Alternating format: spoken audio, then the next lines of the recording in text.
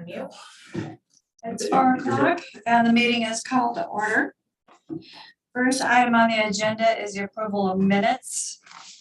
Is there a motion to approve the minutes? Make a motion to approve the minutes. Second. Okay. Is there any discussion? I didn't read the part right here, it is all confusing. It's like. So, but it's not that big of a deal. Okay.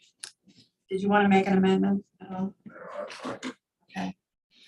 So we're going to put it to a vote. All those in favor? Aye. Opposed? Okay. So the min, Who seconded that? I guess Scott, right? Oh, the meeting, the minutes are approved as read. Okay, we have topics from the floor next. Is there anyone that would like to speak for 5 minutes? Okay, not hearing any. Hello? I'm here on the video call, Steve Toski on the video. Should I wait until after you guys have done the presentation on item 1 to talk, or should I talk now? Oh, you have 5 minutes. Okay. Hang on 1 second. Give me 5 minutes, okay? 5 minutes. I just wanted to, hang on, I don't know if my video can be turned on or not. Here, just a sec here.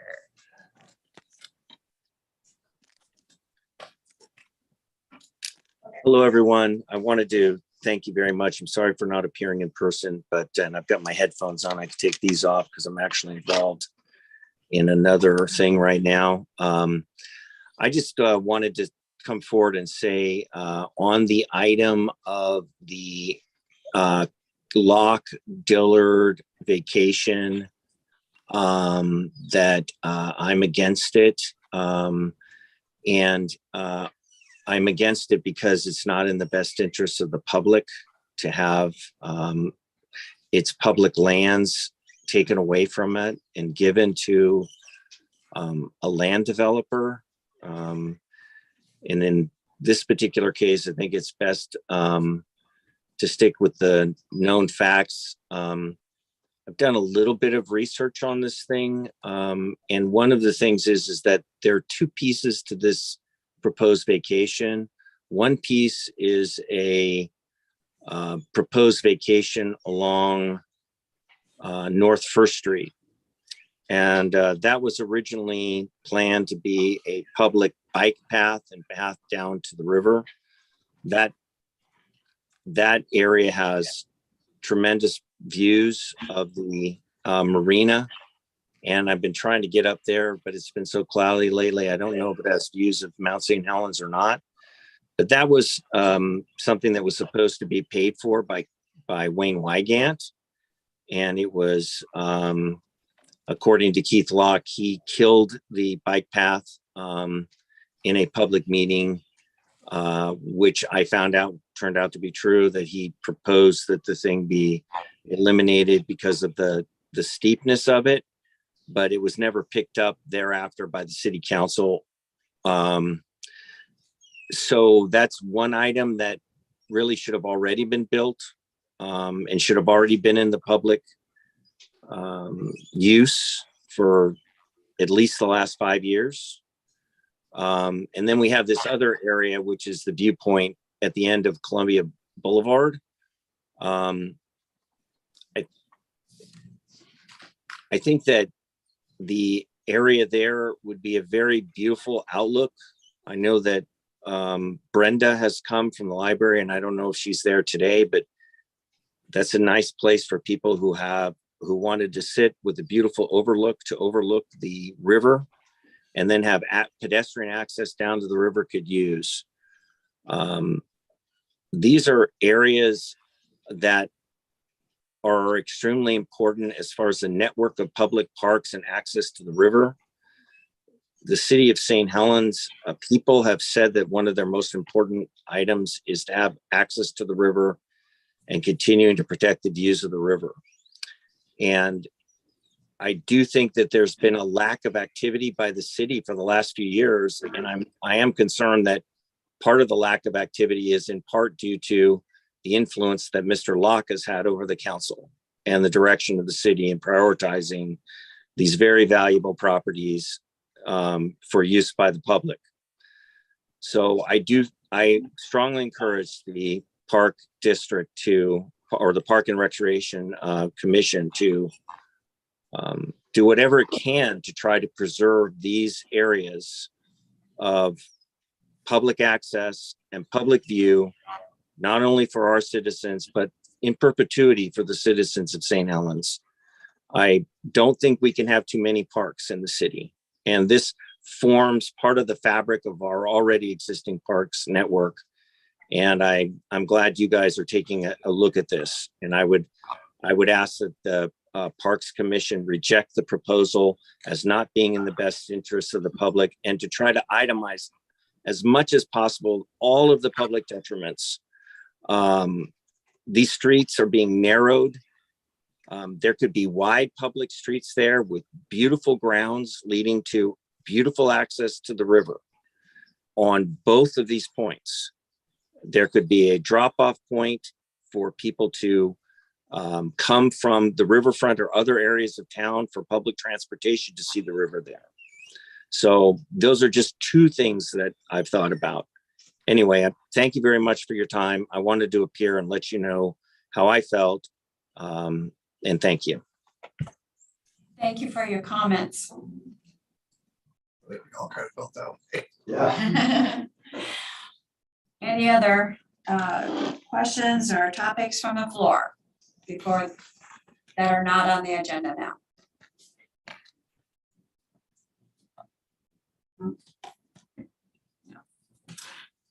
Okay, next item is new business, street vacation discussion. Jenny? Great. So this item is before you because of our last meeting. We had some visitor comments and discussion about the street vacation, which Mr. Toski just gave some testimony about. You know, there is some trails and recreation components with the street vacation. So I put together a short presentation, which I feel like focuses on those components. You all as a body are not the planning commission, so you don't need to review all of the utilities and other aspects of the public interest that the street vacation touches. I also noted that 3 of you guys provided testimony at the planning commission meeting, and I think Lynn was in the audience at that point. So hopefully you have some grounding to what the street vacation proposal is, because this is not, we can't spend hours on this. And I think we could, just given the complexity. So I'm gonna really try to boil down the basic components of it that relate to you all. And then if we can hold questions to the end, just so I can get through it. And then if you have a question, just kind of note it and we can come back to a topic. So first, there was confusion about what a street vacation is. You know, you're the Parks and Recreation Commission, you don't review those. So I just wanted to give like a basic, what is a street vacation? So here I have this is the St. Helens subdivision plat from the early 1900s. And it has some notes on it actually from the county assessor about previously vacated streets. So a street vacation is just giving up public interest in rights of way. And rights of way are what's set when a subdivision is platted. So it's what created all these buildable lots in kind of the older part of St. Helens. And in Oregon, there's the Oregon revised statutes that govern how and when you can vacate public rights of way. We don't actually have any local guidelines in our development code aside from the Oregon revised statute. So, you know, the staff report cites those, and that's kind of what we're using as the basis for approval or not. Street vacations are not a land use decision. They're something that's adopted by ordinance by city council. And so it's common for in the city of St. Helens, at least in the last 10 years, that the planning commission review street vacations for recommendation to city council, who ultimately makes the decision in a public hearing setting. So it's important to just note that the planning commission reviewed this. It wasn't a formal public hearing. This is also not a formal public hearing, but I'm here because you all requested information about it, and this is really just informational, and I'm happy to relay, and I'm counselor here. I was hoping Doug would be here as the liaison so that he could relay some of this discussion at the city council meeting since he's over parks. But you know, maybe he'll review these minutes and do that anyway. So it did go for the planning commission, and ultimately they did not recommend approval, just so you know. So that's something to keep in mind. And by the end, we'll talk about what staff's recommended approval is. And it's really a small portion of what's being requested ultimately, and we'll talk about why that is. So really quickly, who is eligible for a street vacation? So eligible property owners for street vacations. I'm gonna zoom in a little bit on the example here. It's a little bit harder to see. So in St. Helens subdivision, this is 80 feet wide. The public rights of way are generally 80 feet wide. The roadway itself, in a lot of cases, is only, 50 in the larger cases and 60 in some others. And that would be if the road was fully developed with sidewalks and bike lanes and landscape stripping and all of that. So we have extra wide public rights of way. And so oftentimes we will vacate portions back to the eligible property owner. So say there wasn't a roadway here, maybe it's a steep slope. This property owner would be eligible for half of that public right of way, and then the property owner across the street would be eligible for half of that public right of way. That's not the case in all circumstances, but for the most part, you're only eligible for half of what abuts your property. Another question that came up was, why does the city not charge, a fee for transaction of the land? There is no fee to purchase property back from the city, quote unquote, because the city council has never directed staff to implement a policy for purchasing the land. And so we just don't have a mechanism to charge people for vacating rights of way. I know that was a question that people had at the last meeting. So how do you actually apply for a street vacation? So that's what this next slide talks about. So the Oregon Revised Statutes talk about needing consent of the affected property owners. So in this case, there's multiple streets in red here that are proposed to be vacated. And the affected area is drawn with this giant dashed line. And the applicant had to go around and get signatures from people within this affected area. In fact, they had to get 2/3 of affected property owner signatures for us to even entertain the street vacation. And so the areas that they received signatures from are kind of in the double hashed areas. So a lot of it's like the St. Helens Marina. And then all of these properties down here have consent. And then, so it totaled about 72.3% consent. So that's how you actually apply. There's a fee to apply as well. And then of course you need all signatures of folks that are actually going to get land added back to their property. So that's the abutting property owners. We need 100% of their signatures. So in this case, we have 4 applicants. So we have Diane Dillard is this applicant here. There's a Williamson Trust here. These are owned by Keith Locke and his wife. And then Susan Jones owns this property, and all of them signed off as the abutting property owners for this. Why wouldn't they sign off if they're getting free land? Yeah, they obviously have a vested interest. Yes. Yeah, real quick question. I was at that meeting. I thought one of the petitioners withdrew his name. There were 2 actually that requested their signatures be withdrawn at that meeting, and neither of them abut the proposed vacation. One of them owns one of these condos here. And then the other one, we actually didn't have a signature form for anyway. So I think they thought they signed it and submitted it, but they actually didn't. So Was there one person that was in about like just barely the corner of his property touched? Yeah, actually, that was Steve Toskey who provided some testimony at visitor comments. He owns this property right here. Okay. How do you determine the affected area? It's drawn, it's a 200 by 400 rectangle from the proposed street vacations. Yeah.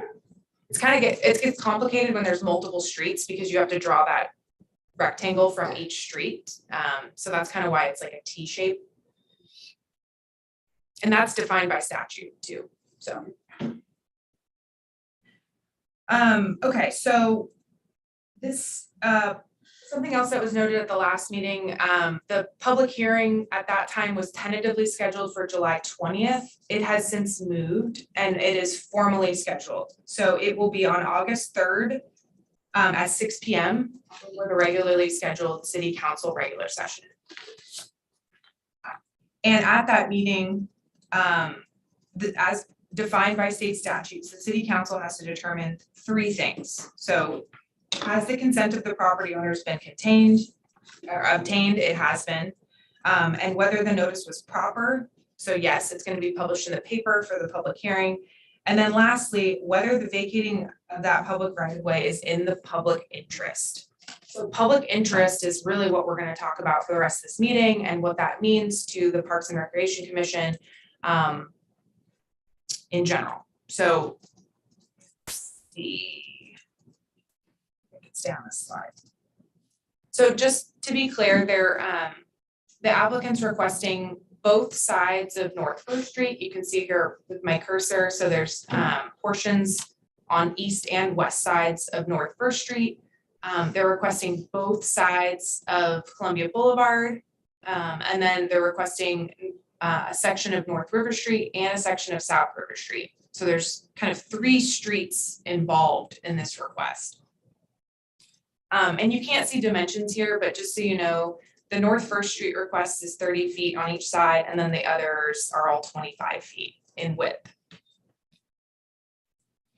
So what's the relevancy to? Can you say that one more time? Yeah, so along here, these are 30 feet wide requests, leaving 20 feet.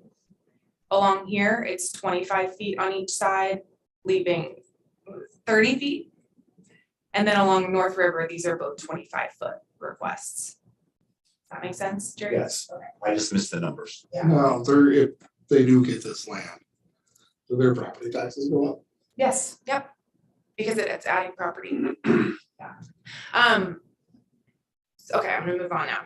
So the relevancy to the Parks and Trails Master Plan, there's this one page, page 115, and this is a recommended trail improvement.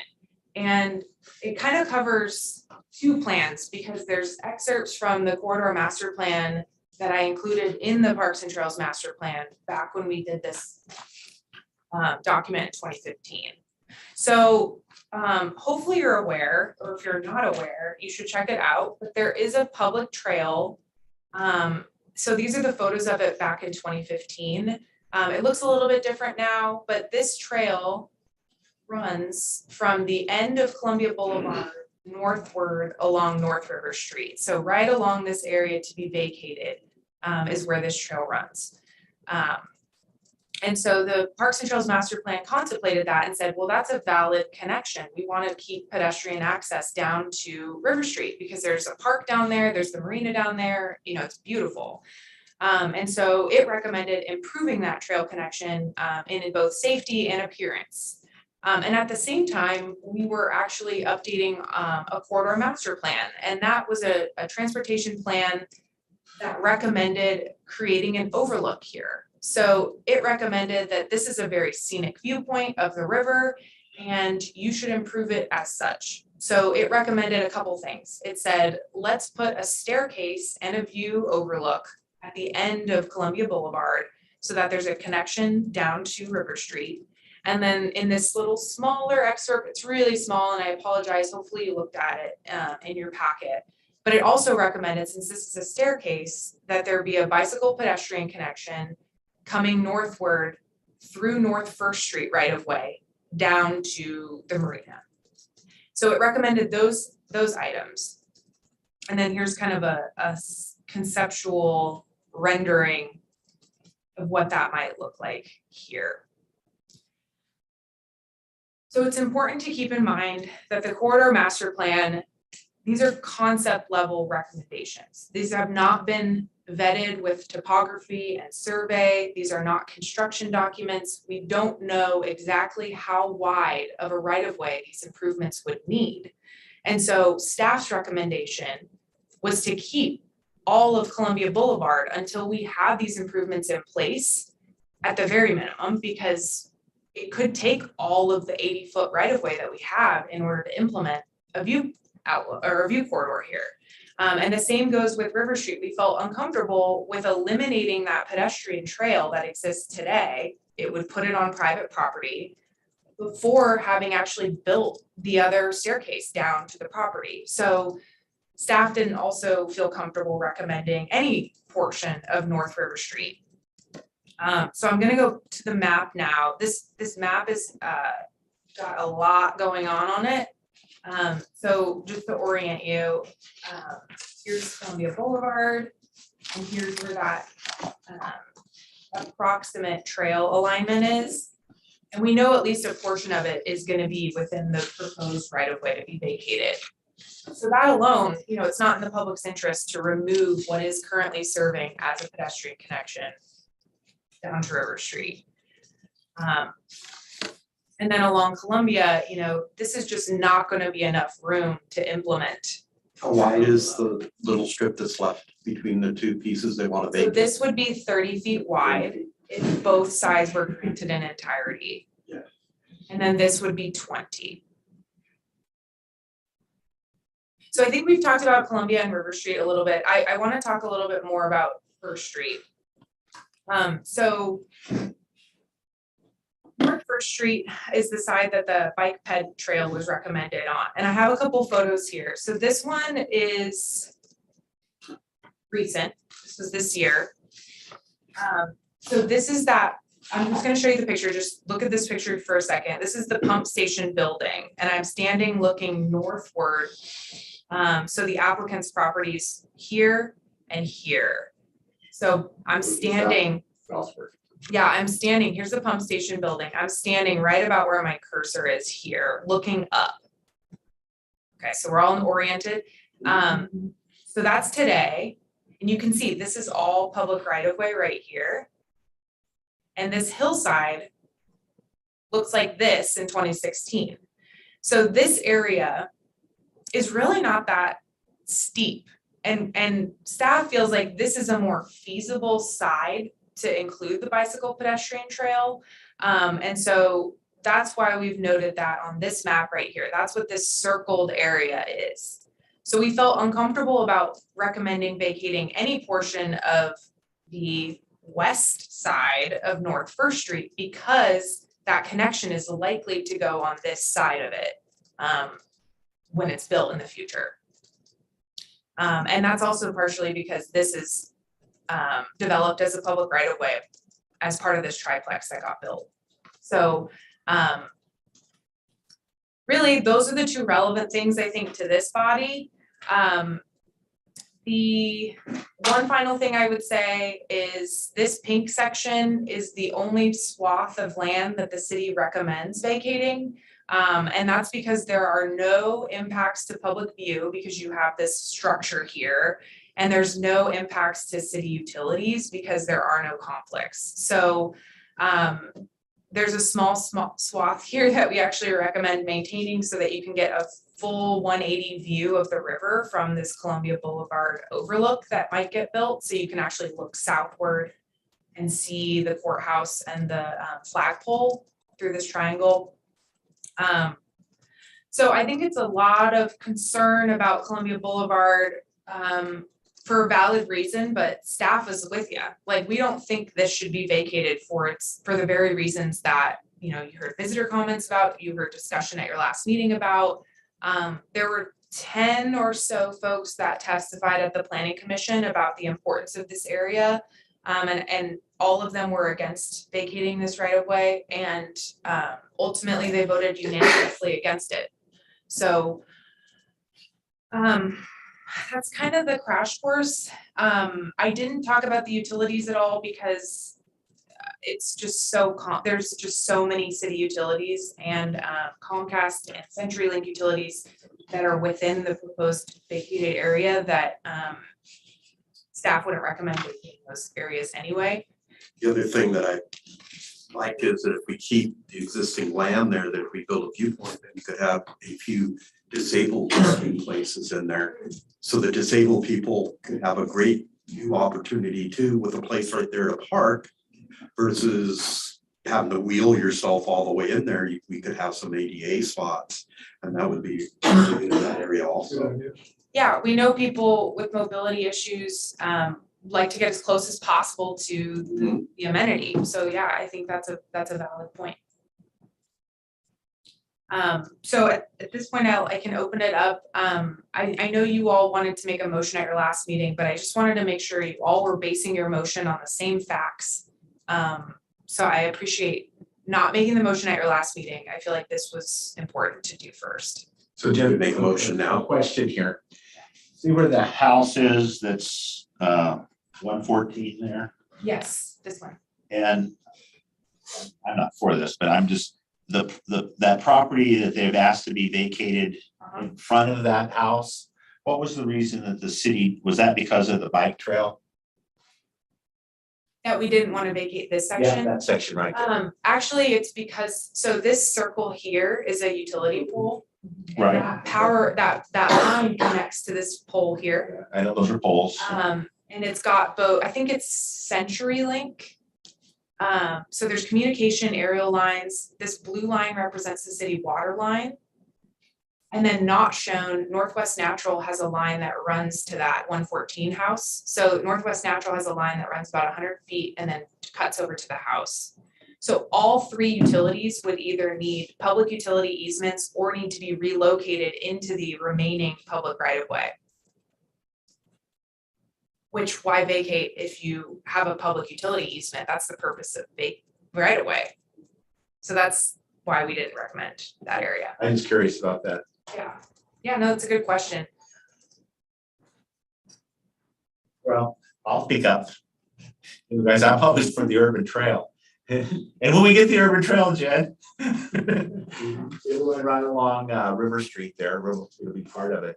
And, you know, we can have a crosswalk there that goes up to the overview. And I don't think, you know, I was at the hearing and my comments were as, you know, I didn't really say too much about the rest of it, but the two 25-yard, 25 feet sections that are on both sides of Columbia Boulevard, I don't think, you know, the city should vacate those. And for the reasons we've said, you know, this is public interest, you know, I know St. Helens was formed, what, 1850? So we've been here for a long time, but the city's gonna be here a lot longer. And hopefully, you know, that'll get developed one of these days and it'll make our city a lot better place. It's a, you know, public interest. So I'm really against it because I would really like to see an overlook in that area. And maybe with parking and, you know, and I don't think 30 feet is adequate. Jerry, can I ask, does the urban trail use the sidewalk on the east side of River? Yes. Okay. Also, to narrow the streets there, you'd narrow your view corridor to just a little 30-foot wide view. You're coming down Columbia Boulevard by where now it's almost what 80 feet is, I think, is what it. In a perfect world, you're looking down there, it's an 80-foot wide view corridor out to the water. Right. And it's Yeah, so reduced. Howard's right. Once you vacate right of way, you lose control over what can happen within that right of way. So even vegetation, they could plant trees, they could put a structure, you know, within setback requirements, but they could, you know, say 100 First Street wanted to rebuild a new house, they have all that new area to kind of position their house closer. So you neck down the area of control. Yeah.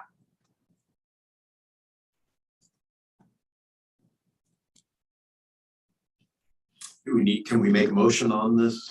Yeah, and Recommendation? it's Okay, kind of, yeah, at this point, Lynn can, I'm calling for a motion on this Could we- and it would, no, you go ahead. I was just gonna try to make a motion. Make a motion. Like to make a motion that we follow the city planning department's guidelines for this? Would that be the way to say it? So let me clarify, are you recommending to go with staff's recommendation? Yes. The staff's recommendation of keeping this for the public right away and future. So that would mean you're supporting this kind of pink area that I'm highlighting right here, this section of South River Street. I'll make a motion that we keep it all of public lands, Okay. So that would be all of it. deny the entire street Okay. vacation in entirety. That would be your motion. That's my motion. That's second That half. would be actually going along with the planning committees. Yes. Disapproval of that, okay. Okay, so I think that would probably be more appropriate Okay. is That's right. with what the planning decision was, do we want to approve that to not move forward? So we would be recommending against vacating Yes. all. All property. Because the planning commission did deny that little. The planning commission recommended denial of the entire street vacation. Oh, I like that. Okay, so who would like to make that motion? So that our- Make a motion to follow the planning commission's recommendations. Because they denied that corner. Yeah, what their decision was. Yeah. Second it. Second, okay, so is there any further discussion? All those approve? Aye. Aye.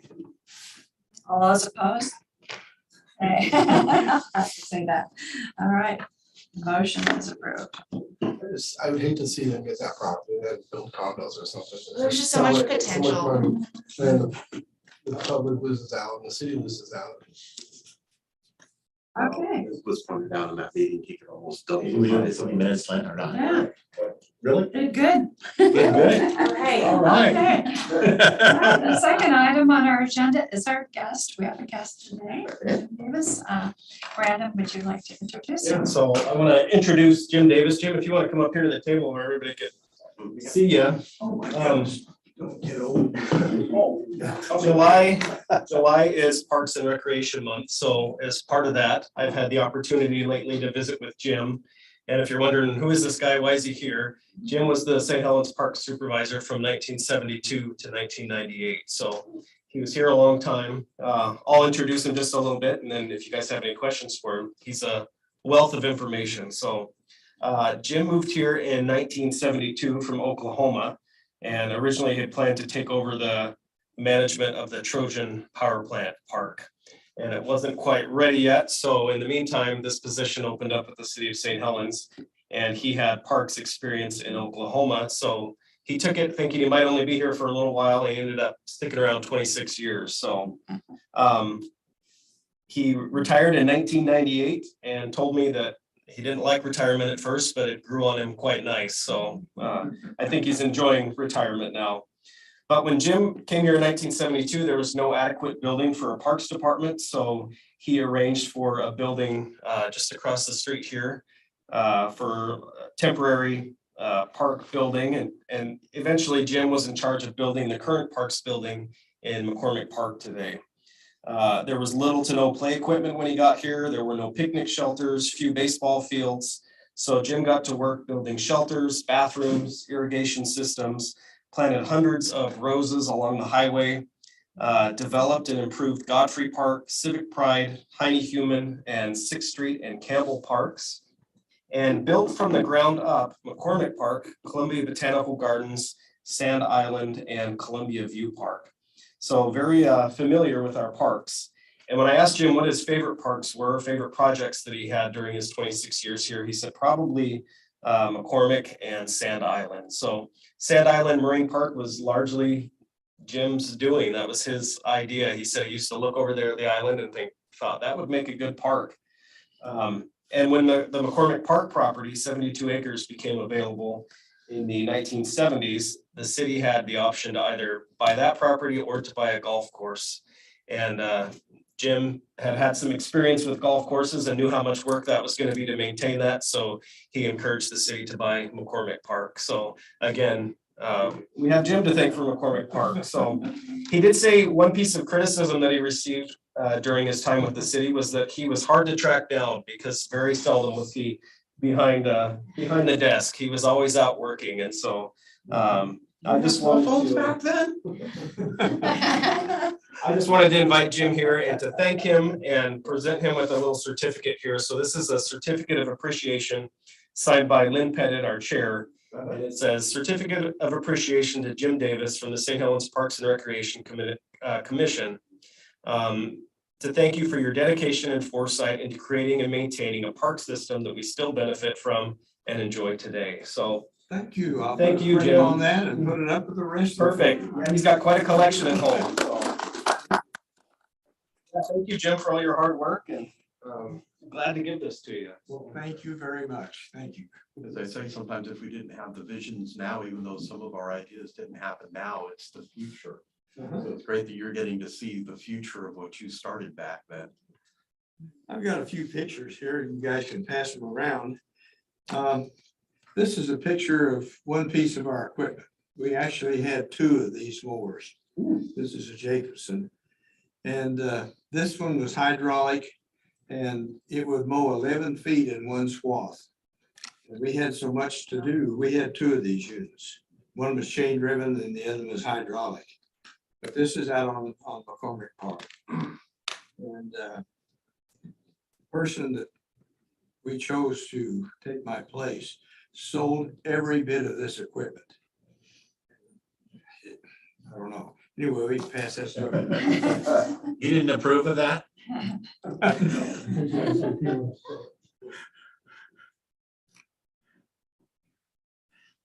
And this is the way that we used to get back and forth to Sand Island.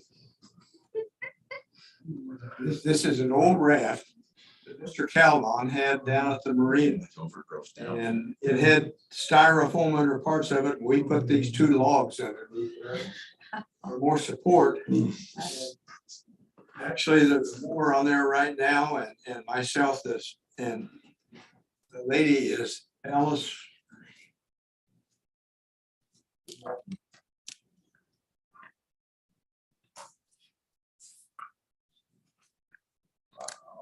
And this is, we built this for Columbia View Park in our shop. We got big chunks of cedar and made the thing. And I have no idea what they have down there now, but we built trails. Mrs. Brownlow donated that property. And we built trails throughout that thing. It was quite a job.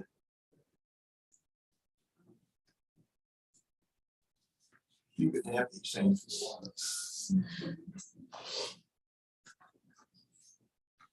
And on Sand Island. I thought I was gonna get fired over this thing.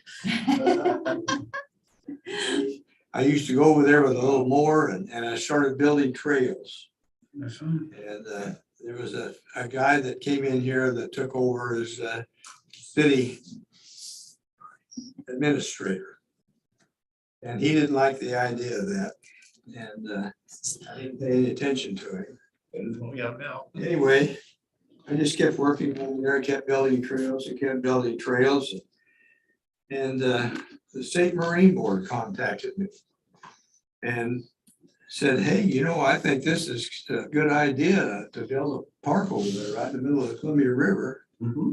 And this person was Paul Don Hefner, and he was the maintenance supervisor at that particular time. And he finally became the head of the park or the Marine Board. I'm getting old. And anyway, when I retired, we worked together. And I don't remember whether you folks remember that flood in '96. Yeah. Pretty much underwater out there, wasn't it? Well, I had a 14-foot metal boat and an engine on the back of it. And my assistant superintendent and I had a bunch of rope. We took it over there. And actually, we were running over Sand Island, and it was that deep in there. And we tied our picnic tables up to trees so they wouldn't float away. And then there was a log raft that was in the Multnomah Channel up here that broke loose and came down and just completely wiped the docks out that the Marine Board had made to put in there. So they came back and they built these new docks that are fully concrete, and we maintain those things ourselves. And this is what Paul Don Hefner wrote to me when we retired. Do you still live in St. Helens now? What? Do you still live in St. Helens? Oh, yeah, I live out in Furlock Park. Oh, okay, great. In fact, I didn't come out to work with the city of St. Helens. I had been communicating with PGE on Trojan. And I was gonna go to work at the Trojan Park out there. And when I got out here, the park wasn't ready yet. Wasn't ready to have a maintenance crew come in. So I bought this property out in Furlock Park. And I was out one day digging weeds because the whole yard was full of them. Here came this Paul, big old tall lanky guy over there. He lived in the neighborhood. "What you doing, son?" I said, "I'm digging weeds." He said, "Looks like you've got plenty of them." I said, "I sure do." And he said, "What do you do for a living?" And I said, "I'm a park superintendent." And he said, "Did you know the city is looking for a park superintendent?" And I thought, well, back in Kingfisher, Oklahoma, where I came from, it was just one project after another. And I just continued to build. And I thought, if I want to move, this is the second time I've lived in Oregon. I moved out here the first time in 1959. and got homesick and moved back in 60. But anyway, I thought, I just might spend a little time working with the city of St. Helens, and then I'll go to Trojan whenever that's ready. And same thing as back in Kingfisher. It's just one project after another. It never got away. But you folks have seen this probably. This is the creation of McCormick Park. Anyway, I spent about 26 years working for the city. Let me tell you, this is something else.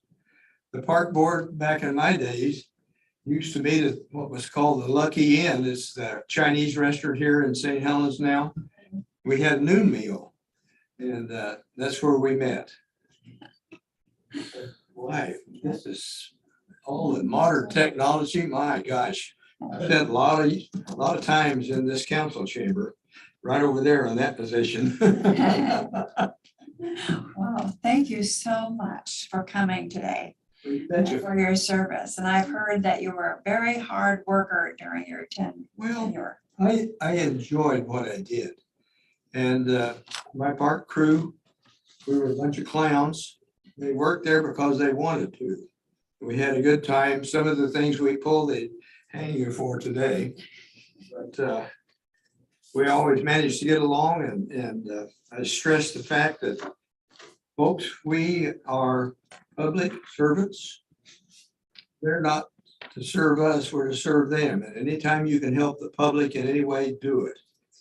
We did that, and we cooperated with school district and the county and golly, every place we could. Please come back and give us your input anytime.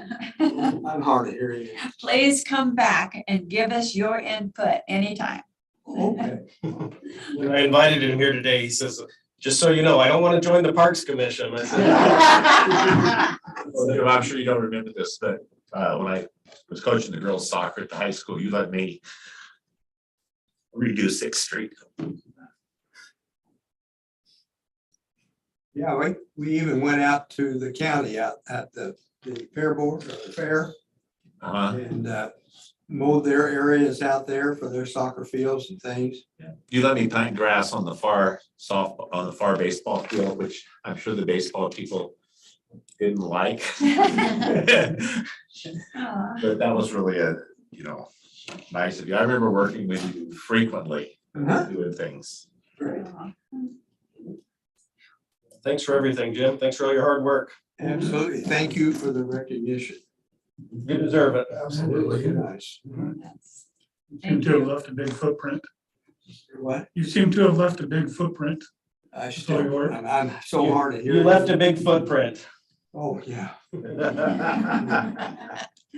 Thank you. Are these all extras, Jim? Sure, you can have all Perfect. that stuff. Perfect. Well, thank you for being here, Jim. I turned I'll be 88 years old next month. Congratulations. Congratulations. Wow. Well, folks, I'm gonna let you do your business. I'm gonna go outside. It's nice and cool outside. All right, For take care. Oklahoma, it probably is. Yeah. Yeah, I talked to my buddy back there. He said it was 114 the other day. That's a little too warm. Yeah. I was just there about a month ago and it was 90 degrees one day, 32 the next. It's like, what the heck? You know, I can remember my buddy, he was sectioned into the cemetery back there for the city. And I was out there one day and it was 70 degrees. The next morning it was 20. Boy. Yep. And incidentally, my Uncle Earl Walton and Sam Walton of Walmart were first cousins. Aunt Helen called Mom one Sunday and said, come on up, we got somebody who wants you to meet. And we went up there and there was an automobile in there with Arkansas license plates on it. We went in the house and it was Sam Walton and his family, and he hadn't started Walmart yet. And he wanted a meeting with Dad and Uncle Earl. Uncle Earl was, had owned Walton Drug in Kingfisher, and my dad was the under sheriff of the county. Anyway, he wouldn't let us, us kids couldn't sit in on the meeting. So Alice and I, we sat down on Helen's front porch in one of those drop down swing things, talked about what we were gonna do. This was 1972. No. I just graduated out of high school. Talk about what we were gonna do. And anyway, I bummed Dad to find out what the meeting was about. And finally said, son, I can't tell you, it's top secret. But neither one of either Earl and I invested because we thought it was pretty risky. Ruin you. Folks, you have a great meeting. Thank you. Really Thank good day. you. Take care. Okay. These are all. Okay, all right, the next item won't take 10 minutes. I went to, I put this on because I wanted to talk about it a little bit. We'll probably talk about it more in the next meeting. But I had never been to Boise Park and everybody kept saying, oh, you should go to Boise Park. You know, the employees used to go there and Boise was there and it's along Milton Creek. And so my husband and I went and we were amazed at how beautiful that area is. And I just found out from Jenny today that it's a wetland mitigation area, kind of like Dalton. And so I'm going to talk to her about the survey, where the markers are, where the wetland mitigation piece is. But again, I saw how beautiful this place was, and it's been not used for many years now. And it had an old skeleton of a swing set, and that's how we realized that this was the old Boise Park. And then it has a barbecue pit that's, the grass is all grown up and it's just, you know, and a fire pit. And that's about all we found the skeleton of a picnic table as well. There's several of those. so Yeah, right. It's gone, but the middle. But anyway, it is absolutely gorgeous. And I thought, oh, how wonderful that would be for families to be able to come down there. There's a rock outcrop and it's right on the river and the creek. And there's little riffles, you know, coming down. And I thought it was so cool. It was a warm day. And I thought the kids could play there, parents could be sitting right there, you know, watching them. And it would be a pack in, pack out. But anyway, I was thinking that maybe we should talk about making that a reserve. And like a woodland reserve. And so that people could go and enjoy this little piece of property that's that's there and you know, with their families. And it's a nice trail. It's an easy trail. If you come, we didn't know exactly where to go in, but we took the entrance that was closer to the public property, and then there was a trail we saw that went along that road. So we went in there and then started following the main trail along the creek. And it goes up slightly, but it's absolutely gorgeous. It's got a lot of basalt there and little cave-like thing. So anyway, so has anybody else been? A lot of poison oak in there. There's poison oak everywhere. It's native, that is a pretty, I agree. It's a beautiful spot. And the first person that told me about that was actually Patrick Berkeley. So says you gotta go there. But anyway, has anybody got any comments on that? How large Great is it? idea. How large is the area? I don't know, but it can't be more than maybe I'm gonna say 10 acres, you know? It's been a while since I've been down there. Yeah, so it's not real big. It's like if you go down Castor Road, like you're going to the mill, there is some old white posts there. You're gonna see, and the trail is actually between the first and second post. So if you go there and start walking, you'll actually walk down into it along the So river. Lynn is, as I remember it, you know, 'cause I remember back when it was actually being used, there was a bunch of Douglas fir in there. Is there still Douglas fir in there? There's a lot of native trees and plants there. So as far as addressing the Douglas fir, you know, I was just amazed at the whole place. I was looking at that time. I'm gonna go back and I'll take a look at that. I know that the property across the creek is the port. And I thought, wouldn't that be nice if the port wanted to donate some of that? It looks like Patrick I don't know. has a comment that he'd like to make. I'm gonna ask Patrick to unmute. Yeah, I saw his hand raised. Hi, Okay. thank you. It's okay to speak since I was going to say something about this before, but the public comment was about things not on the agenda, so I hope it's okay to speak now. Yeah, Lynn, and Parks Commission, I think it is a potential jewel for the city. I think it would be important, though, as we look at it, if you're not familiar with the plans for the St. Helens Industrial Business Park on that property, to take a look at that plan. I think most of the area that Lynn is talking about, a great deal of it is in phase 3, although some of it is in phase 1. But I just encourage you all to maybe check that information out about the St. Helens Industrial Business Park. But in addition to that Boise Park area for family picnicking and like, my recall for the business park plan is that there is the intent to maintain a 50-foot, at least a 50-foot wide trail all along the creek down to its mouth to Multnomah Channel. So in terms of just the whole park system with the city and urban trails and connectivity, that might be something you'd all like to look at. I'd be happy to walk with anybody down there. As far as the trees, among all the natives that Lynn alluded to, there's also a large number of the Pacific yew, and there is a professional forester, a young man, graduate of Scappoose High School, Matt DeGrossa, who's been working with a graduate of St. Helens High School, Jonathan Hakeem, who's been working on the Wild Columbia County website and doing a lot of documentation of areas in the county.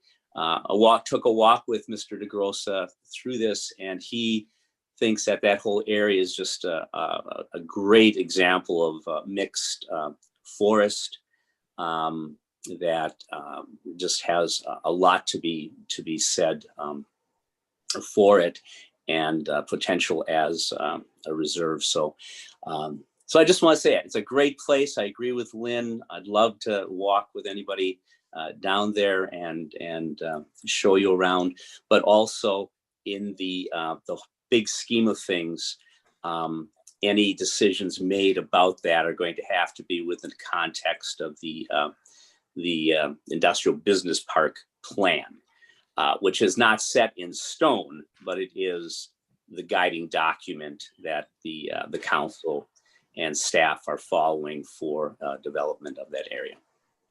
Okay, Thanks. I'll be calling you. Ask more questions. Now, one time too, didn't the Parks Commission recommend that there could be an RV park right in that area? Going back. Yep, and then, Before I was on council, I do know that a few years ago, there was some discussion the city had with possibly putting a RV park there on that big empty lot behind the recreation building. And so that type of thing is still has been discussed, but it's all up in the air. No final decisions, but that has been something that is something that's been in the mix as perhaps a potential place for an RV park. and the other dream for me in that area is, as you say, you could go all the way down to Multnomah Channel, would be is that you hit the railroad tracks down there at some point. And then you could come all the way across the railroad tracks into the veneer plant property. And that would be a huge asset for a walking trail for all that area. I agree. Thank you, Patrick. Any other questions? Okay, urban trail budget. Terry Baker. Yeah.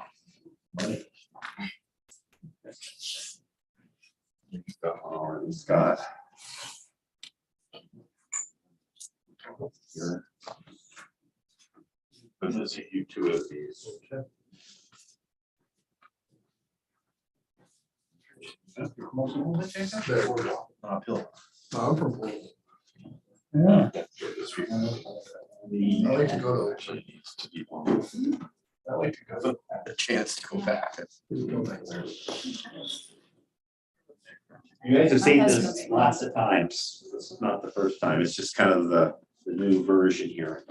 So when this all started out, we were the St. Helens Parks and Trails Commission. I think most people, probably a lot of people remember that. And we have trails in St. Helens that go through parks, but none of the parks are connected together by trails. So all the trails are really short. So that was, the idea behind having an urban trail, and there's lots of benefits for that. I would like to thank Carmen, particularly, and my youngest daughter for redoing this and making it look good. This is just kind of I wouldn't call it a proposal, I just call it the plan. So when I finish here, what I'm going to ask, if I want to do it, which I'm sure you guys will, of course, because I know you guys have all supported this, is that I'm going to ask the city council to request the city staff to put together a budget for this, because I don't think, if we're going to get a grant, people want to see how much it's going to cost. So we have a plan here that's, pretty good, I think, but we've been working on this for 3 years. I think it's a good plan. And once we know how much it's going to cost, the city could put in crosswalks and they could put in pedestrian lanes and, some of those things they could do. But if we're going to go out to say Nike or someone else, and the other thing I mentioned one time before, with the infrastructure bill, the state of Oregon is going to get billions of dollars. And I read where they're setting aside, I've said this before, several $1 million for trails and other things. And I actually called them, talked to them one time. And they told me that, well, they're not going to do anything until they get the money. But they are planning on setting some money aside. So I just want to quickly go through this real quickly and then gonna go over. So, you know, on Urban Trail, a gateway to historic St. Helens, we upgraded the pictures so they look a little better, you know, and you know, you can see some of the things that people are going to see here. You know, I think that's pretty cool. On the second page there, page 2, we've got, you know, why, and some of them have been eliminated, some more have been added. You know, I think the ADA we added, and I know that the Columbia Boulevard overlook we added because the trail is going to pass right below. It's going to be on River Street, on the east side of River Street, right below the Columbia Boulevard overlook, which will, you know, that might be years away, but you know, it'll be access to that. The rest of the stuff is, I think, things we've talked about before. I really think that it would, you know, bring a lot of people to St. Helens, and it would connect 5 parks together with a view of Sand Island. And it says here, you know, there's access to Sand Island in the summertime with a free shuttle. Okay, page 3, Urban Trail. So basically,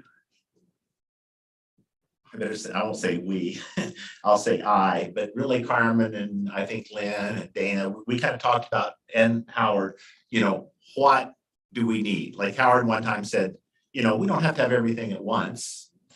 Howard says, you know, we can do this. You know, I'm not real sure I want to do that. I've done it, you know, but before we can do it, you know, we need to have requirements. And so you can see there's what I call the baseline priority 1, the baseline requirements. Next page. The next page is just kind of like what we had before. Some of it's been cleaned up a little bit. Some things have been removed. Couldn't get the peak on the old county courthouse. It just didn't quite. 2 different people, my daughter and another person, tried to fix that, but they couldn't do it. So, you know, that would be the horizontal painted marker proposed, you know, that would go on the trail. And then there would be posts, you know, vertical post markers, and that's just, you know, an idea. So people. That's how you do it, Jared. Yeah, I did that. Yeah, I've done that. Yeah. Yeah. So page 5. So on page 5, went through and made a, so Dana, and I think Howie and Lynn and I and Carmen, we went through the proposed urban trail one day, and we went and what does everything need? You know, if we're going to mark it up right, where does everything go? And so I'll just kind of jump back to page 7. If you look on page 7, I'm going to go back to page 5 in just a second. If you look on page 7, there's a list of markers to mark the trail and specifically where they're to be located. Okay, jump back to page 5. On page 5, these were the minimum things I thought that we needed, and I think that's kind of what the group kind of said. I think I did add some safety signs that no one gave me approval to do, but be that as it may. You know, 1 kiosk, you know, 33 painted trail markers, went through and counted those. 24 vertical post trail markers, and John and Mohammed both, John Welch, our city manager, and Mohammed, our public works director, both, and Mohammed in his email that he put out says that, you know, the post markers should not be put along where the river walk's going to go until it's built. But both of them felt like it's just kind of intuitive that, you know, that's where people walk now, and, you know, they know that's the trail, especially if we have a kiosk with maps and that kind of stuff. Okay, mileage markers every 1/4 mile. People like to know, you know, when they walk around, how far they've gone, how much farther they have to go. Do I need to turn around? And the other thing is too, when they get to these parks, you know, they can explore these parks. You know, that's kind of one of the cool things about this, I think. You know, it's just not the trail, you know. 2 painted crosswalks, which the city could do that. Safety barriers, and I know safety barriers has been a real issue. But I know that when I walked it with Mohammed and Doug, Mohammed felt really strongly there should be a barrier there. And I can't remember when we walked it, Dana and Howie and Carmen. I think, you know, that's a straight drop off now.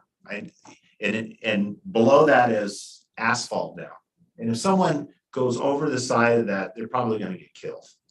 So I know I feel very strongly, I know that maybe one of the neighbors doesn't feel like it, but it can be mitigated with what we've talked about. It could look nice.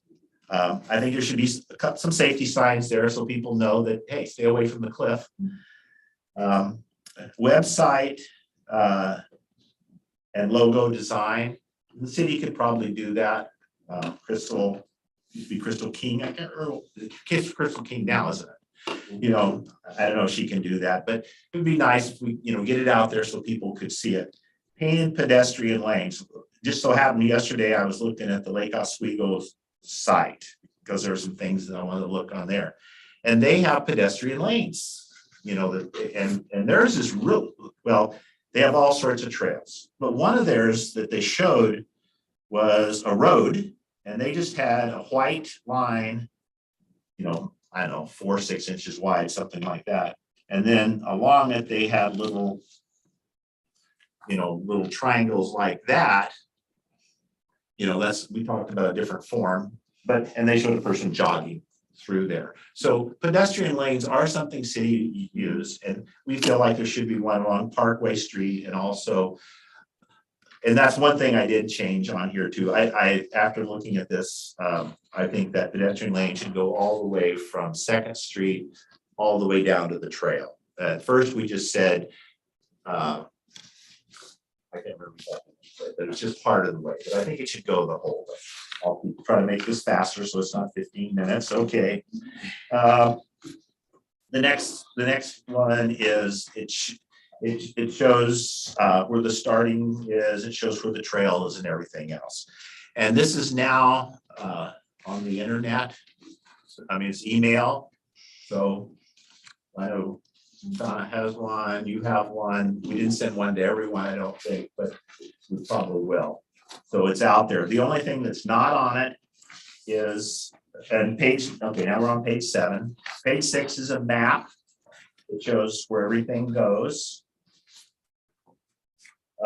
Page 7 we've already talked about. That's, you know, specifically where everything's located. It's pretty well spelled out there, so you know, it can be found. And then the last page is not on the email. But the last page is a very shows where the trail goes and a lot more detail. It's you can specifically kind of see where everything is. So that kind of ends my presentation. So what I'd like to see move forward here is for us to have a motion that asks the city council to request, direct, whatever, task, I guess would be a pretty good term, the city staff to look at this and look at, you know, what's required, the baseline, so that we could actually get a proposal. And I really think this is important. Like I said, I started out with this, so I'm going to repeat it because I think this is real important, is that if we're going to get a grant, you know, we got a plan, but we have to know how much it costs. So when we ask Nike or ask the state of Oregon or whoever, when these grants come up, they can, you know, look at this proposal and say, oh yeah, you know, we see where everything's going and we see how much everything costs. Are there any questions? I looked at the whole thing. Didn't we discuss it one time, maybe like shortening it up also, like if you don't want to walk the whole thing, coming down St. Helens Street? You know, the answer to that is yes. Now you want me to elaborate. So go back to page 3, and I wish I would have added that on there. I know that when Carmen and I think Howie might have been there, I can't remember, when we presented it to the city council probably 3 years ago, it's been going on for a while. You know, that was one of their big things. And one of the things we had on here, and I left it off, was when you get to, I don't even know what street it is, but when you get, anyway, you can cut across, to the courthouse. And we talked about having signs saying, you can cut across here. But this is just kind of a baseline. Yes. So, and I know that the city council, several of the members of the city council was really big on, but once the people of St. Helens that, they'll probably use this on a regular basis, they'll know, after they know, they can cut across, but when people come from out of city, we're gonna have one of the things we're gonna have is a website, and we also wanted oh God, I forgot the name of it. Like a QR code scanner. QR code. We wanted a QR code scanner, on the kiosk. So when they look at that, they got a map and, they can see where everything is. So eventually, yes, there should be to shorten it. And I think one of the things that we put on here that wasn't before was the very last thing. The urban trail will provide AD access from Great Cliffs Park to the south end of Riverwalk once it's completed. So, that'll be about a mile. And I think that's really kind of an attractive feature that people can do. And I said, my wife and I, we don't do this like we used to, but for years, literally years, almost every weekend or 2 weekends out of the month, we would go to different trails in different cities and walk trails. And there's a lot of people who do that. And I think this would bring, people, anyway. Jacob, other questions? The reason why I asked was because when you have markers for that, also though, point say, hey, go this way to shorten your trail or whatever, or, and I definitely think that should be, markers there. Jacob, I definitely think that should be part of the trail. I really do. But when I kind of went through and revised this a little bit with the help of my daughter and Carmen, I just put in kind of what I call the baseline because, maybe when we go for a grant, we ask for more. I think, yeah. That's what I was thinking. If you're gonna ask for this, get that estimate in there too. That way we have a full amount that we're gonna need. I just made the decision not to do that, Jacob. Maybe I should have. Well, and also too, though, I think you've got a couple of those intersections there. Isn't there the branding and wayfinding signs that I can't remember? I know that on that one that points to Nob Hill Nature Park up that way. Yeah, that's what I was. Is there, I when think you get there's to there, one. does Isn't it? there one down there on the old Portland St. Helens, where it transitions, which is probably about where you're thinking. Yeah, I thought we Here. just made it go. Yeah, because I think there's already a wayfaring sign right here that points to go. this Right, I was way. thinking like little markers, like, okay, if you're doing mile markers, like 1/10 of a mile, we could also have it along here too, so that way they can. Oh, yeah. Jacob, we've been doing this for like 3 or 4 years. And, every time we do this, everyone says, I'm not trying to belittle you because I think your ideas is really good. But everyone says, we can do this, we can do this, we can do this. Yes, we can do this, but it would really be nice if we got one trail in to start with. It connected 5 parks together with a view of Sand Island Park. And, when people get through the trail, they're right down. This thing asks a lot. It has overlooks, really cool. There's the one at your park, I call it your park, but Nob Hill Park, there's proposed overlook there. We talked about the one at the top of the Cliff Trail, which I think is the most beautiful one. The city has proposed eventually the one at Columbia Boulevard. So, there's overlooks, there's, you got some forest, like the 5th Street Trail, and then when you all finish up, you end up downtown. And once the Riverwalk gets done, I don't know if you guys have walked the Vancouver Riverwalk that's from there. It probably won't be as long, but it could actually be as nice because we're gonna have a beach, that they're proposing. It's a nice park.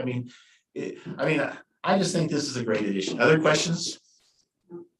I was gonna suggest with the ADA portion of the trail, you say it's a mile, that could be. Approximately a mile. Okay, that could be another source of funding. with that, Oh, plus, never thought of that. plus the proposed kayak launch, ADA kayak launch at the, down there at the Great Oh, I Cliff. wish I would have put that in there. Why didn't you tell me that? Oh, just now. We're working on your viewpoint that you're talking about. Help you. And we're working on the viewpoint at the top of the stairs with a bench. Well, I know the city would like to do this, but it's not a priority with them. And the big issue is money. I think once they get the money, it'll happen.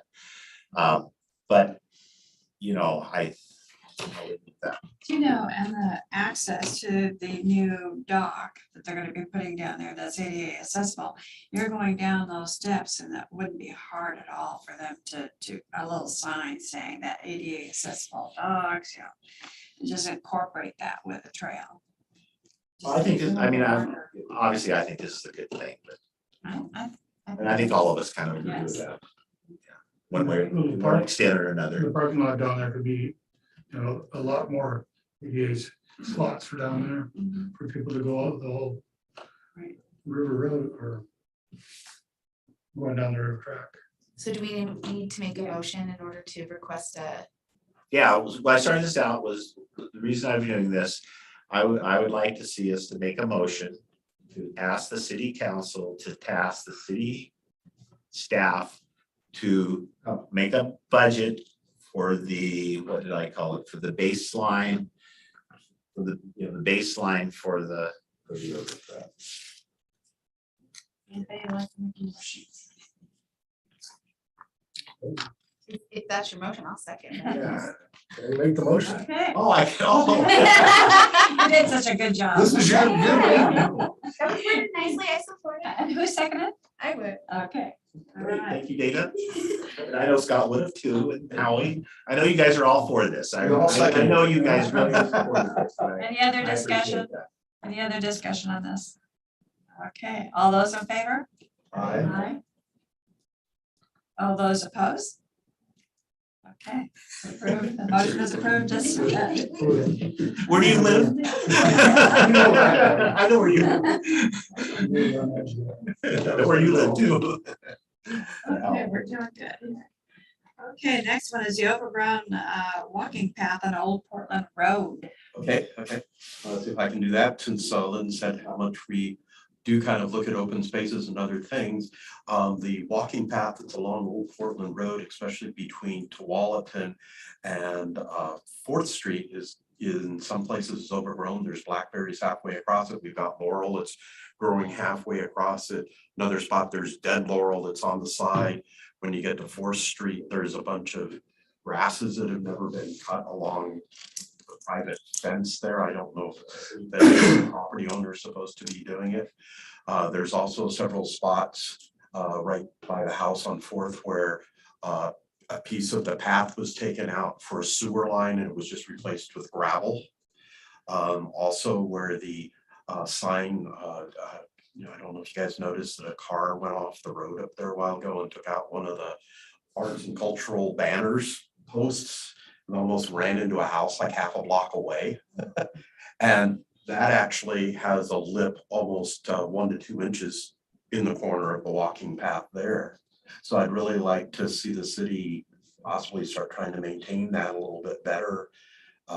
It's getting very narrow in spots. And that's a main walkway for a lot of people that walk through there and stuff, you know.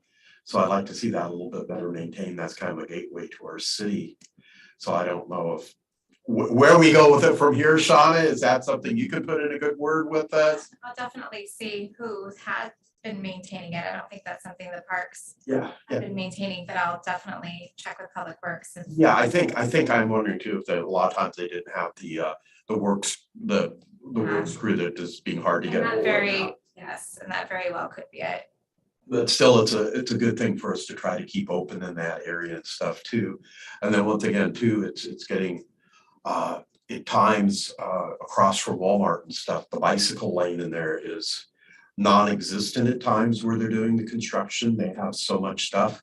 And I don't know if there's a way to get them to keep their chain link fence out of the bike lane. So that the bike lane, or at least then we should be having signs that they should be required to put up that are saying, bicycles and roadway. And on the other side of the street, there's a triangle that's like 2 or 3 feet into the bike lane where it goes down 2 or 3 inches. You know, so our bike path in that area is, I know there's construction going on, but there's still minimum standards in that area for pedestrians and bicyclists that we should be trying to get the city to maintain in that area during the construction that's happening. With more signage, like I say, if they're gonna close the bike lane, then there should be signs that say bikes are in the roadway. I mean, most areas that you see that on highways and stuff, if a bike lane's closed or whatever, that they have signs that say they're gonna be in the road. I know there's a problem too with the signage has disappeared. It used to be a bike lane. Yeah. But now people are using it for a right turn lane at Gable and Highway 30 on the east side. Yes. And so I think that could be dangerous, actually. Yeah, that hasn't Know got, that It's a bike lane. and that's a weird spot. They come up pretty quick. Because it hasn't gotten restriped in the last few years, so I don't know if it's the city's responsible for striping it, or is the state required for striping it in that area? Well, the Highway 30, I know would be ODOT, probably the county. But Shauna, do you know that? I don't know. Okay, Because I know one time, many years ago, Solly, when he was police chief, said he was in that area and he was amazed at how many people drove up the bike lane to make the right-hand turn on the Highway 30 on Gable Road there, where it's a bike lane and they're using it as a lane of traffic. well, why I said that was because I wanted one of the city's blue signs to show Dalton Lake, you know, this way, you know, like some of the other parks. And I wanted one on Highway 30 and then one on Oregon Street so they could see it from both directions. But I couldn't have it on Highway 30 because that's a state, you know. So, yeah. And if we're talking about bicycles, we're. And if it was on Oregon Street, you know, that would be fine, Deer Island Road. And also remember STPs this coming weekend. So this week, shopping and stuff out of the way, don't go to Rainier.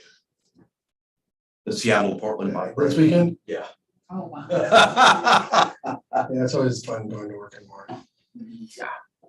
Portland's fine. West of here is another story. Okay, so Shauna's gonna follow up. Okay, thank you. Okay.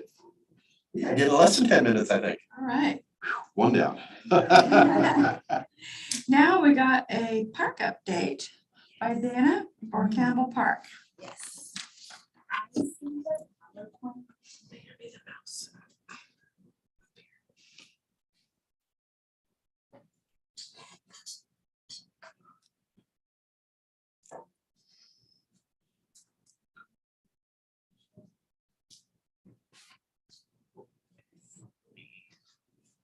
I share my screen. You got fancy. I got fancy. Well, I'm gonna go back from one screen to the other.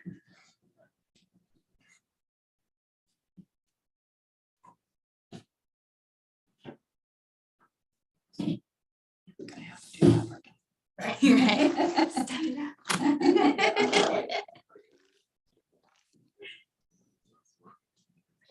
Graphics. Oh, there we go.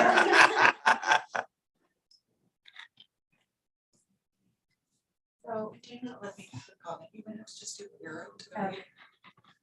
It's ready to go. Bottom right corner. Oh, right here. Yeah. Just let me know when to go. Okay, sweet. So this is my July 2022 update on Campbell Park. Go ahead to the next slide.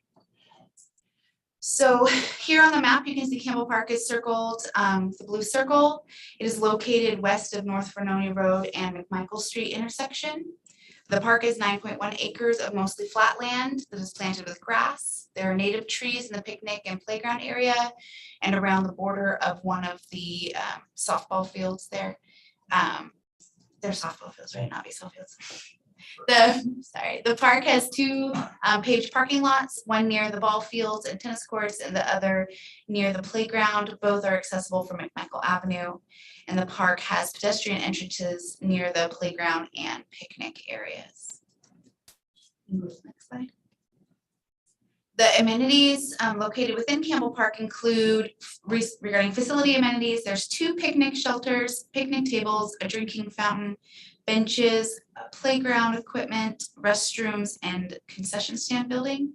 For sports, there's 2 softball fields, 4 tennis courts, and the basketball court. This, I pulled some graphics from the master plan, and if you look down, the Campbell Park is our only community park for the city of St. Helens. You can go to the next slide.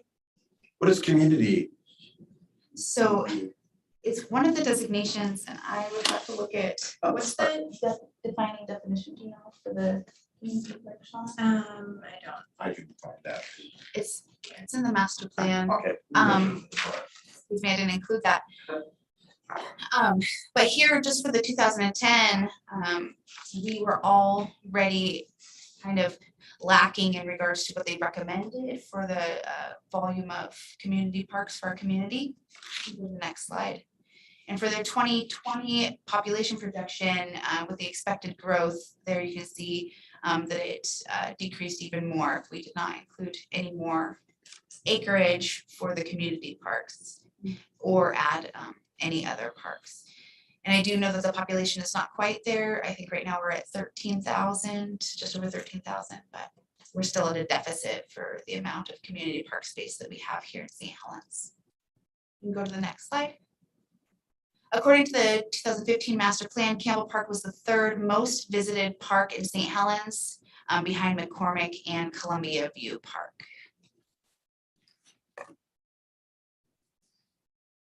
The maintenance rating at the time there for Campbell Park, about 28% said it was well maintained. Fine. Yeah.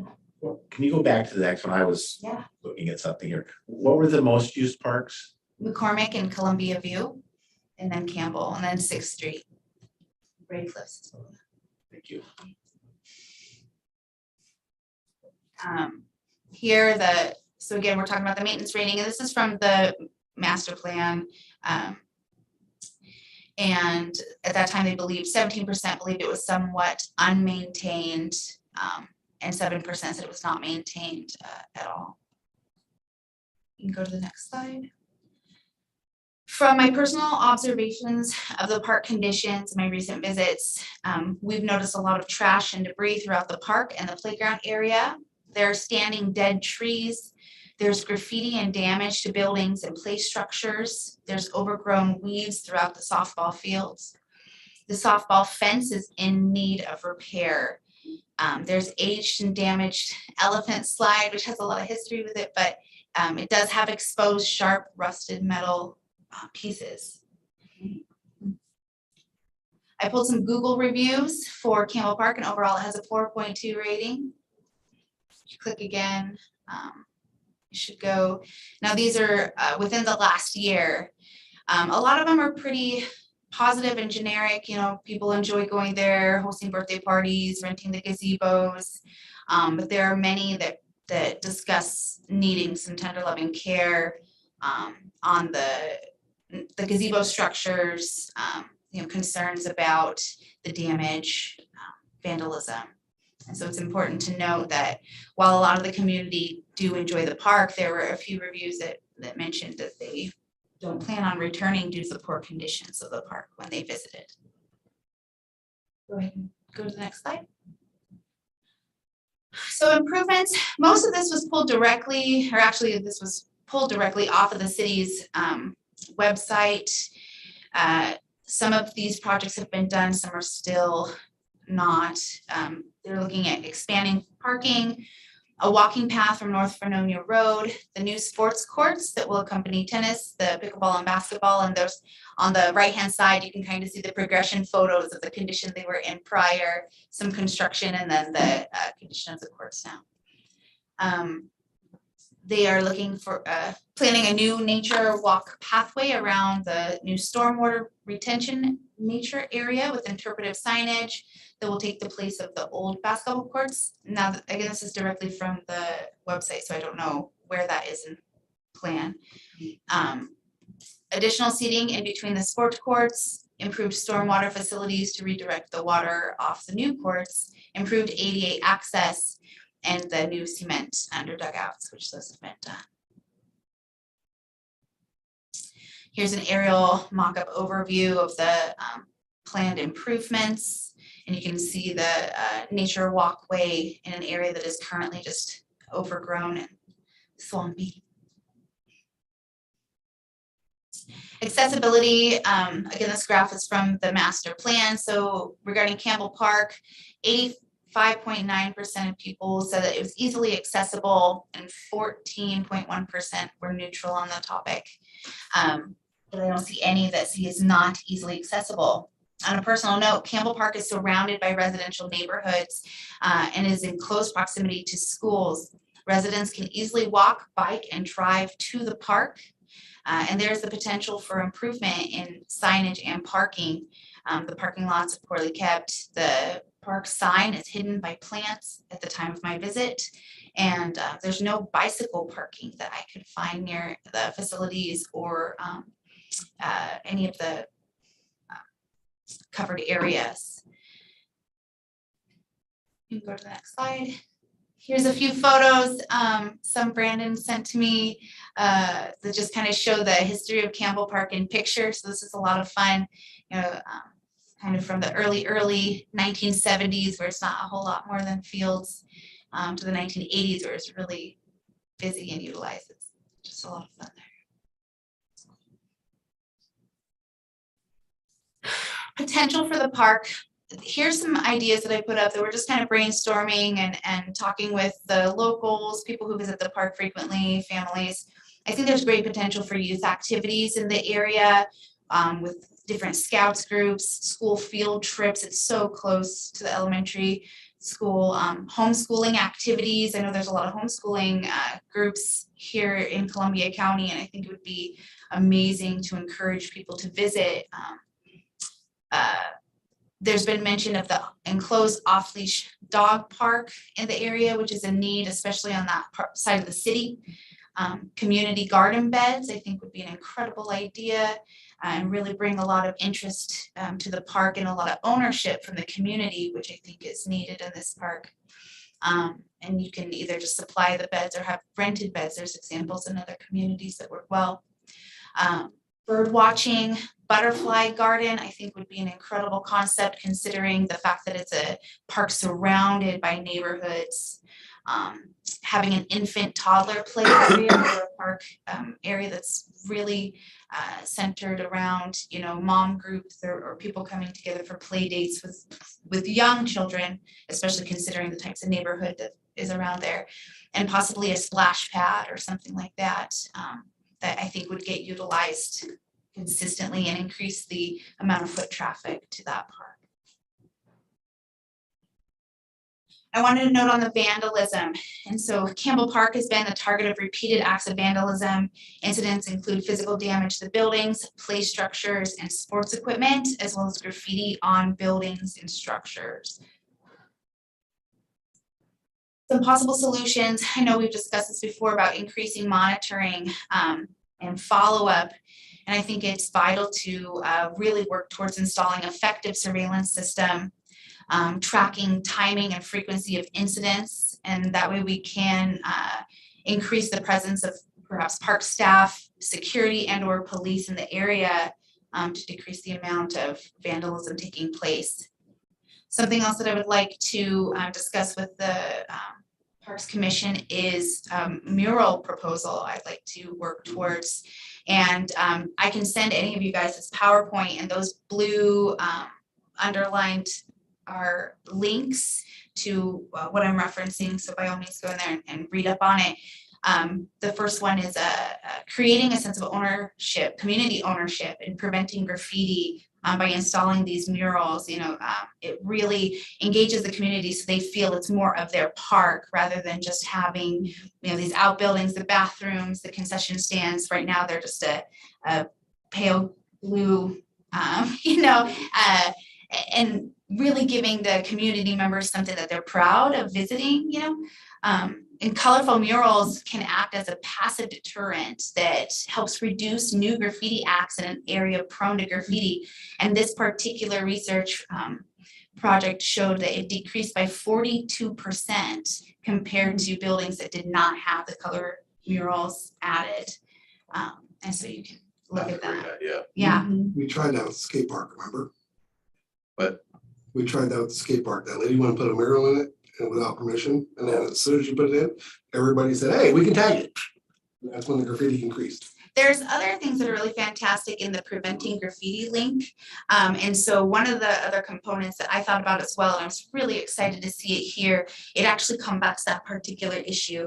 And so a few things that would have to be done in order to maintain it, especially considering that it's on these buildings, is once the murals are in place, they have products that you can apply that are graffiti deterrent coatings basically. And so they allow it to be pressure washed off or cleaned off really easily compared to a non-coated image. And then that way you can just go through periodically and replace the coating and you won't have to redo the whole mural. But it doesn't allow them to damage the artwork itself. They can draw on it honestly and you could go and remove it. But statistically, this is shown to decrease the volume of damage and graffiti in this particular park is getting devastated. And this is a passive, relatively low cost option that would work really well. In my opinion, and you can take a look at all the research, it's right there. I know in north or northeast Portland where a couple of buildings where people put up murals, it has cut down on the graffiti.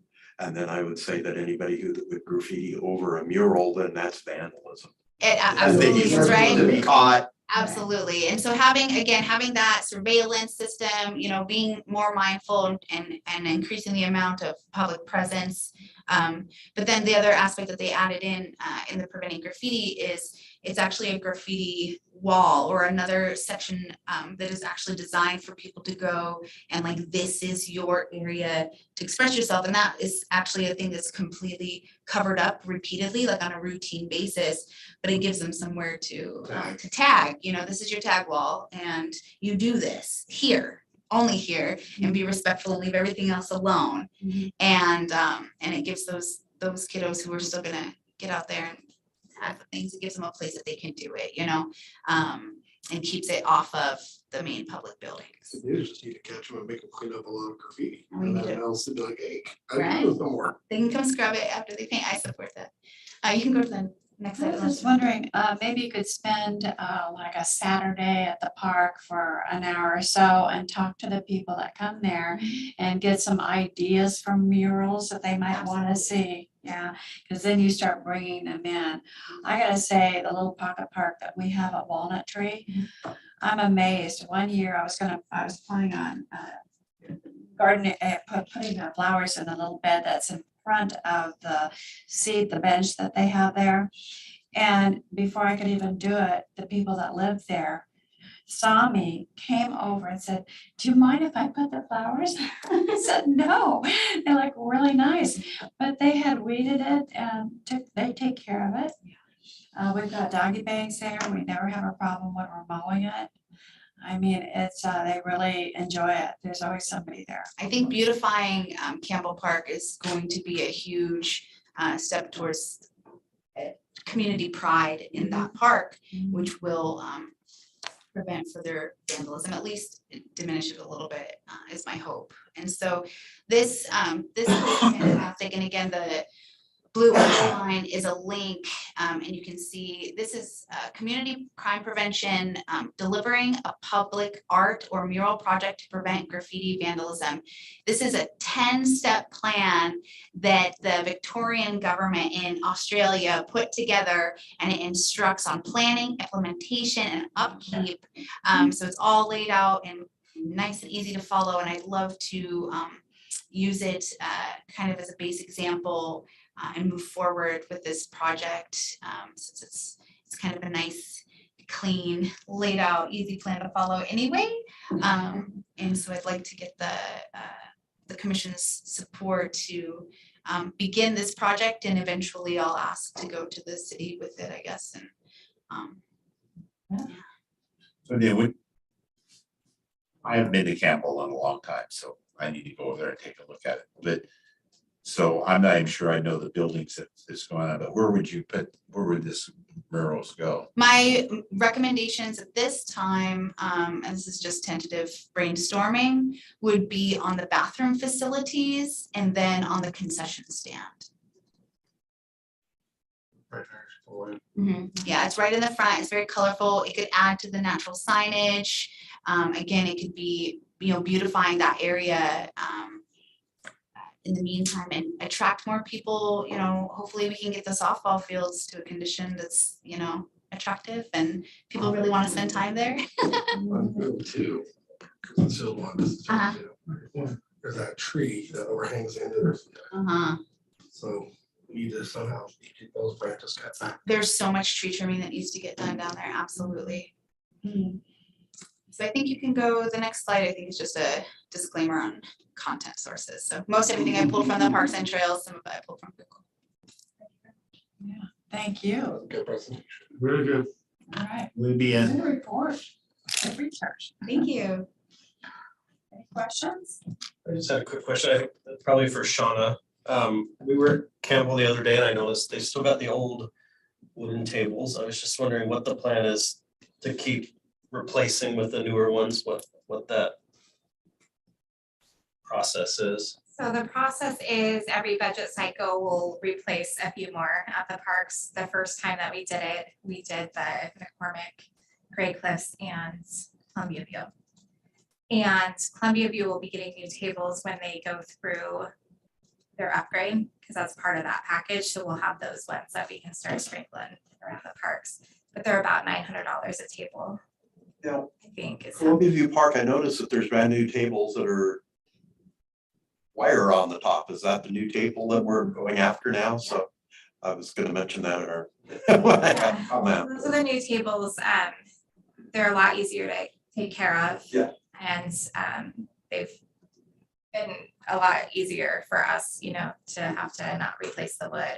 I was very impressed to see them Yeah. a few minutes ago. So once Columbia View starts, then we'll be able to pull those tables, the ones up top and down below, and Campbell Park is next on the list to get tables. And I actually had a question regarding the covered areas at Campbell Park, because I noticed in the master plan, they had mentioned upgrading those and installing water and electrical.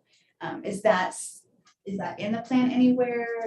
So right now with Campbell Park, as you know, there's some opportunities there. We have been updating the upper part of the park with the sports court and the new sidewalk that came in. One of the talks that I've been having with a lot of folks is not having the playground back there, just because of the, you can go back there and you're back there, especially when it's in the evening time and stuff, and bringing that more towards up front with everything else, and then making that back part area, that dog park, closed in.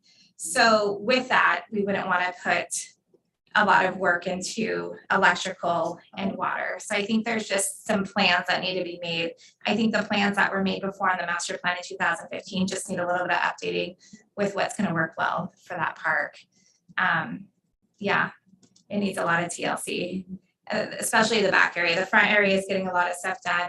The softball fields, Sproul softball used to take care of those, and they've kind of fallen off this year with the upkeep. So we just have to figure that out, because we're experiencing that with a lot of our volunteer groups. Not the ones that are here in this room are still doing a lot of things, but we have a lot of volunteer groups that have just not been doing it for whatever reasons, and so trying to figure out. And then also how Howard mentioned with the work crew, we haven't been having work crew consistently, which usually that's 8 to 9 people twice a week, and to go from that to 0 has been really impactful for us for those other areas that you would usually see the weed eating and stuff like that being done. So I have a question, just more out of curiosity than anything else. Is there more vandalism at Campbell Park than other parks? And if so, why do you think that is? I mean, I don't expect you to answer the second part, but I mean. There is more vandalism, and to go back on Dana's question about what's a community park. So community park is parks that are in high density housing situated. It's not like a pocket park. It's one that has various amenities there. And so Campbell Park is our community park.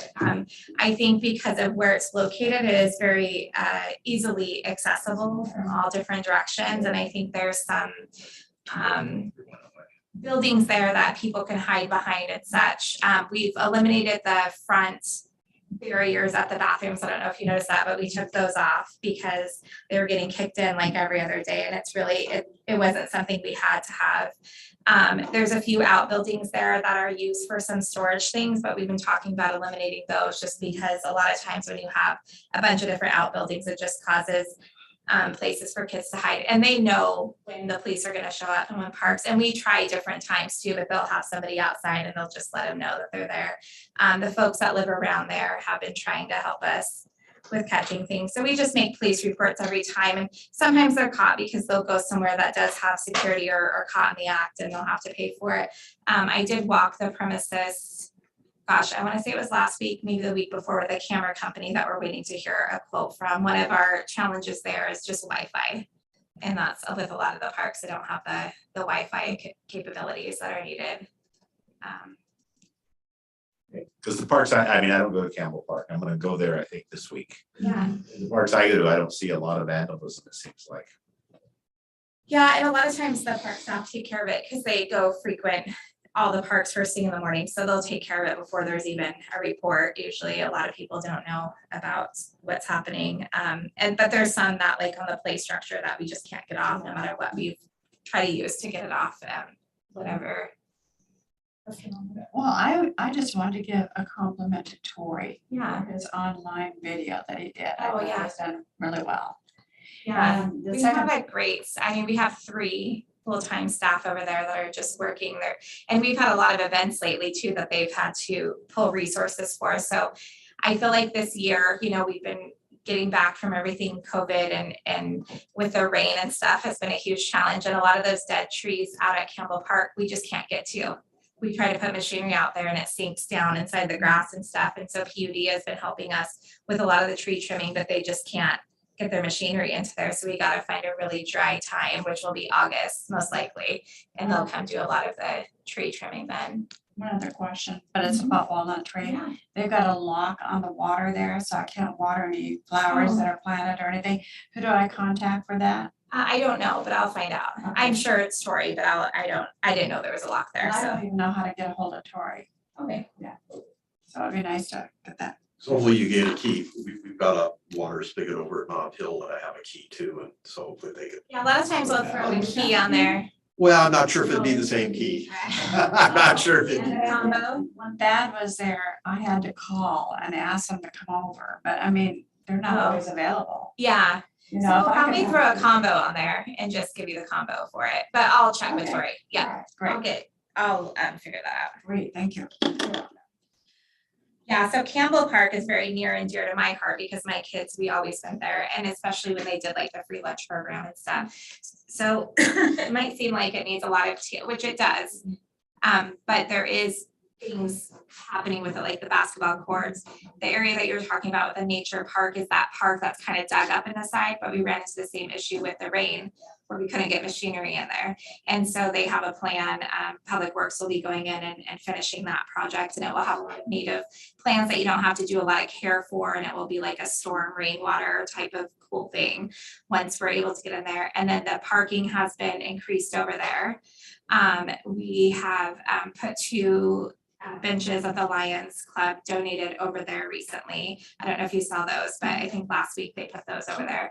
We have a kiosk that will be going up. We cemented the dugouts. So there's been a lot of like work in progress, but that playground would really be great this year for us to get an action plan on, you know, if we're gonna go out for a grant, if we're gonna go for like a community donation raising thing, because for sure that stuff needs to. There's a lot of, you know, obscene graffiti Yes. and parts of the play structures literally burnt.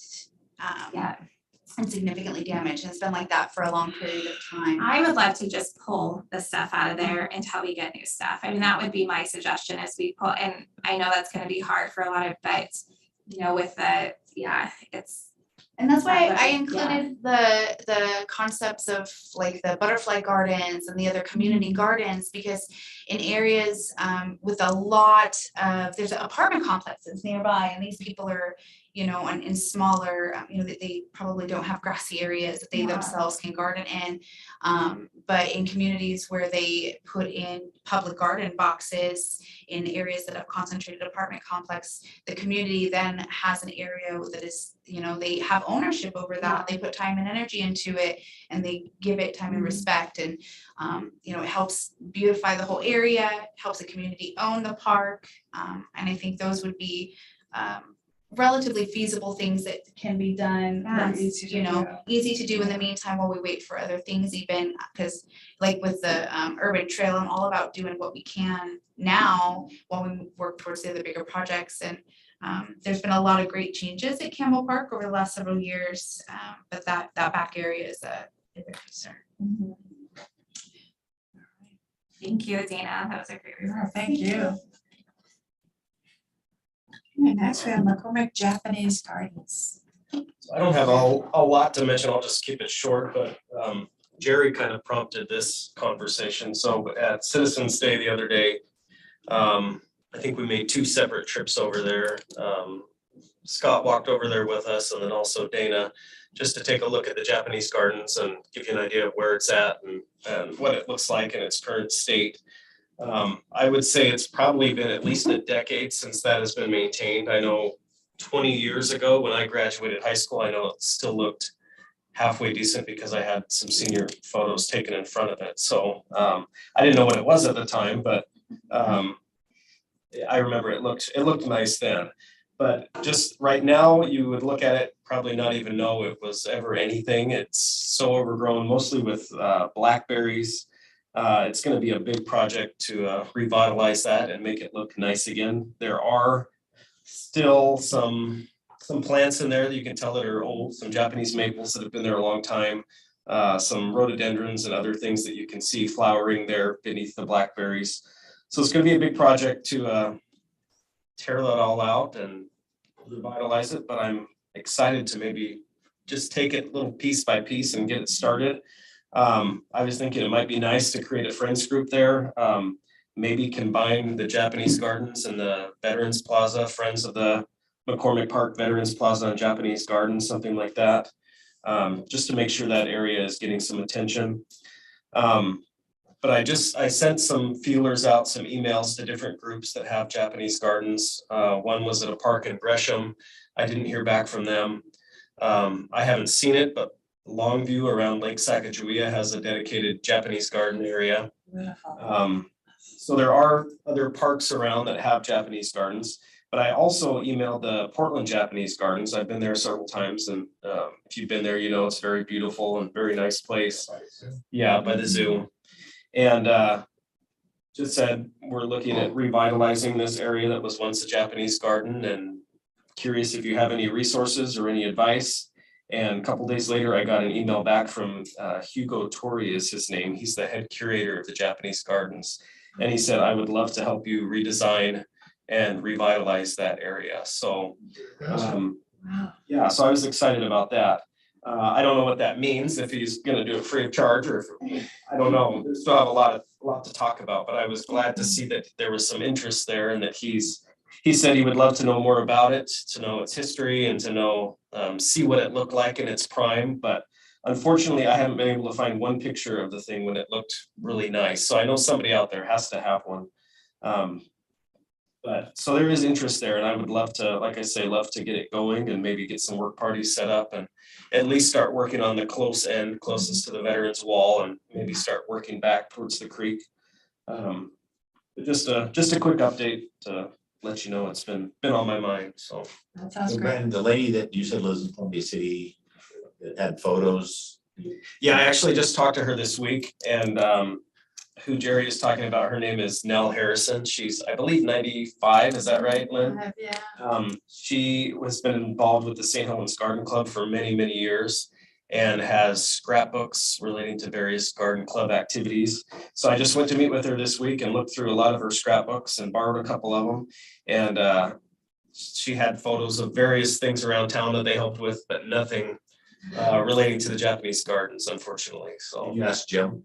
yeah, he didn't have any either. So like I say, I know somebody's got to have something, maybe a birthday party where it shows up in the background or something, but, so hopefully we can come up with something, but. Bill is still pulling weeds too. She was the day I was there, yeah, she was out trimming bushes, so. What can I suggest? Before doing work parties that maybe identify, because we might be cutting down older, or any type of the original plantings. Yeah, and I think it's kind of obvious, at least to me, when I look in there, I can kind of tell what's supposed to be there and what's not. I think the big thing would be at least starting with are the blackberries, because they're just covering that whole area there, so I think that's gonna be the Master first big. gardener, and I belong to the St. Helens Garden Club too, so I can help identify those. Well, that would be great. Maybe you need to try to put together a weekend where some volunteers come over with some weed eaters and try to get rid of some of the blackberries and Clippers. just I'll get be rid of a little bit. So no, maybe we can talk and see if, like I say, I'm more flexible and free in the summertime, so I've got some time and I'd be glad to go out there and do some chopping, so. I'll be at the first volunteer, Maybe the second one. because Dalton is gonna be worked on this summer, through October, so we can't do anything. Well, maybe we can email and get something set up and let you know, Shauna, and get something going. Yeah, we'll have to. Perfect. I'll be going out there periodically myself with the kiddos.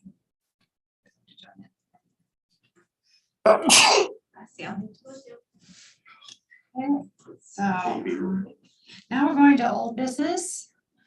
And we've got the commissioner's tour of Sand Island, Howard. I talked to the guy, he'd be willing to run us over there, with the catamaran or with the boat that they use. I can't remember, he said all 6 or 8 if we didn't count camping gear. So our next question is, basically, when are we all available? What time of the day do we want to do it? I'm not one for trying to do it online, and I'm not an online person. Do we want to pick a time and date right now is my next question to us, and then see if I can put it up. So does everybody have their calendars? Is it for a weekend or a weekday? I'm thinking we should do it on a weekday. Okay, Because if we get into a weekend this time of the year, you're gonna get into, they want to be taking paying customers over there. yeah, If we do it this time of the year, 4 o'clock or something, then we're talking more about, not a lot of people are trying to go over there 4 o'clock or 5 o'clock on an evening for an hour or 2 and look around. For me, Wednesdays and Thursday afternoons, if we're gonna do it at 4.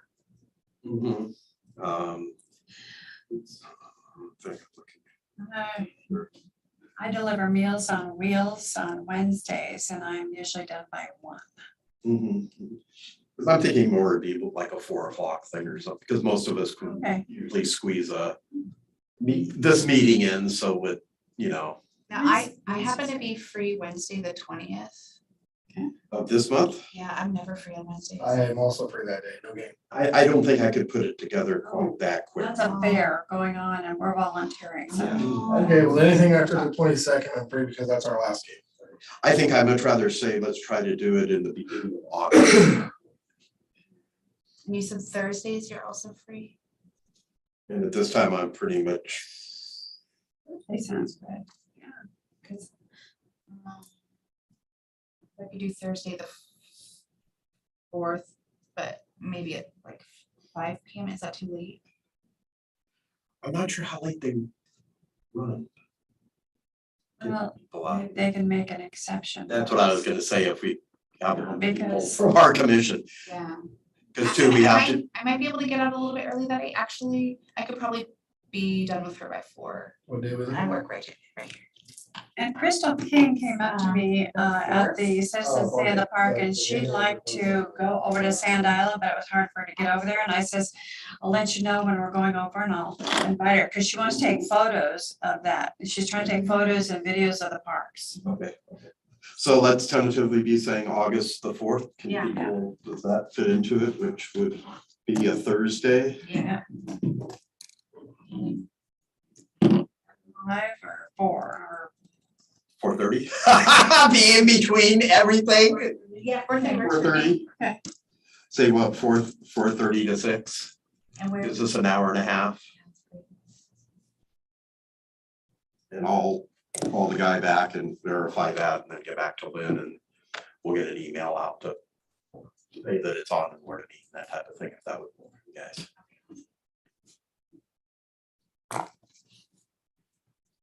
That's an area I've been wanting to go to for quite a while, especially since technically, I think somebody is supposed to be looking up on that part, or saying they look after it all the time. Okay. Next is any other questions about that? Everybody good with that, Dave? Okay. Staff report.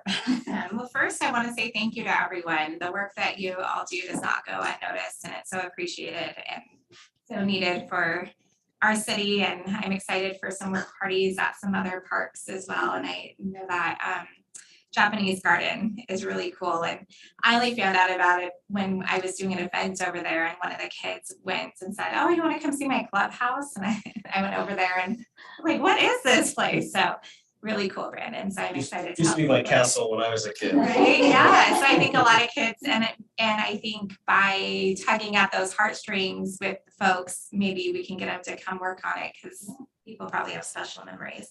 So thank you for that. You all probably have seen that we got a $150,000 grant from the state of Oregon.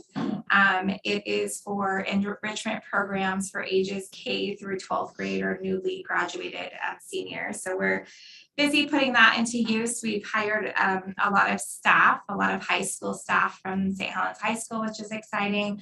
We're fully doing summer camps, and that's why I ran in here right at 4. I was at a summer camp actually right before this. I waved at Brandon a few times because he's had his kids go to some other programs over there. But so that's been great. We are in the thick of it with adult softball. So this is the first year that we're putting it on, and it's going well. It's fun to show up on Tuesdays and Wednesday nights if you ever want to come and hang out for a little bit. There's about 200 adults that are signed up for that league. We start our summer basketball program tomorrow, so that launches. I think we have 90 kids signed up for that program, so that's another Tuesday and Wednesday night type of thing. We got the benches installed over at McCormick Park, so I know that was a big deal for a lot of people, and Roger with maintenance has been awesome, and he led the project over there. We've just been waiting for the ground to harden a little bit so we can get our machinery out there, but you'll see that there's several benches around the play area, and they're always packed full of parents sitting there watching their kiddos. And we have a drinking fountain that also will be installed over by that pavilion as well, that we're just waiting to get the drinking fountain because it was back ordered for a while. We put the benches, those line benches, over at Campbell Park. We have some benches for Howard that we're going to do over at Nob Hill. I don't have an exact date yet, but I'll let you know as soon as I know. Citizens Day, we did a lot of prep for that and had some staff there on that day supporting that event. We have a kiosk going up over at McCormick Park and also Campbell Park. And then you might have noticed there's a new kiosk at McCormick Park for the disc golf folks that has the map, and they're doing all new wraps around their what do they call them? Their disc golf baskets.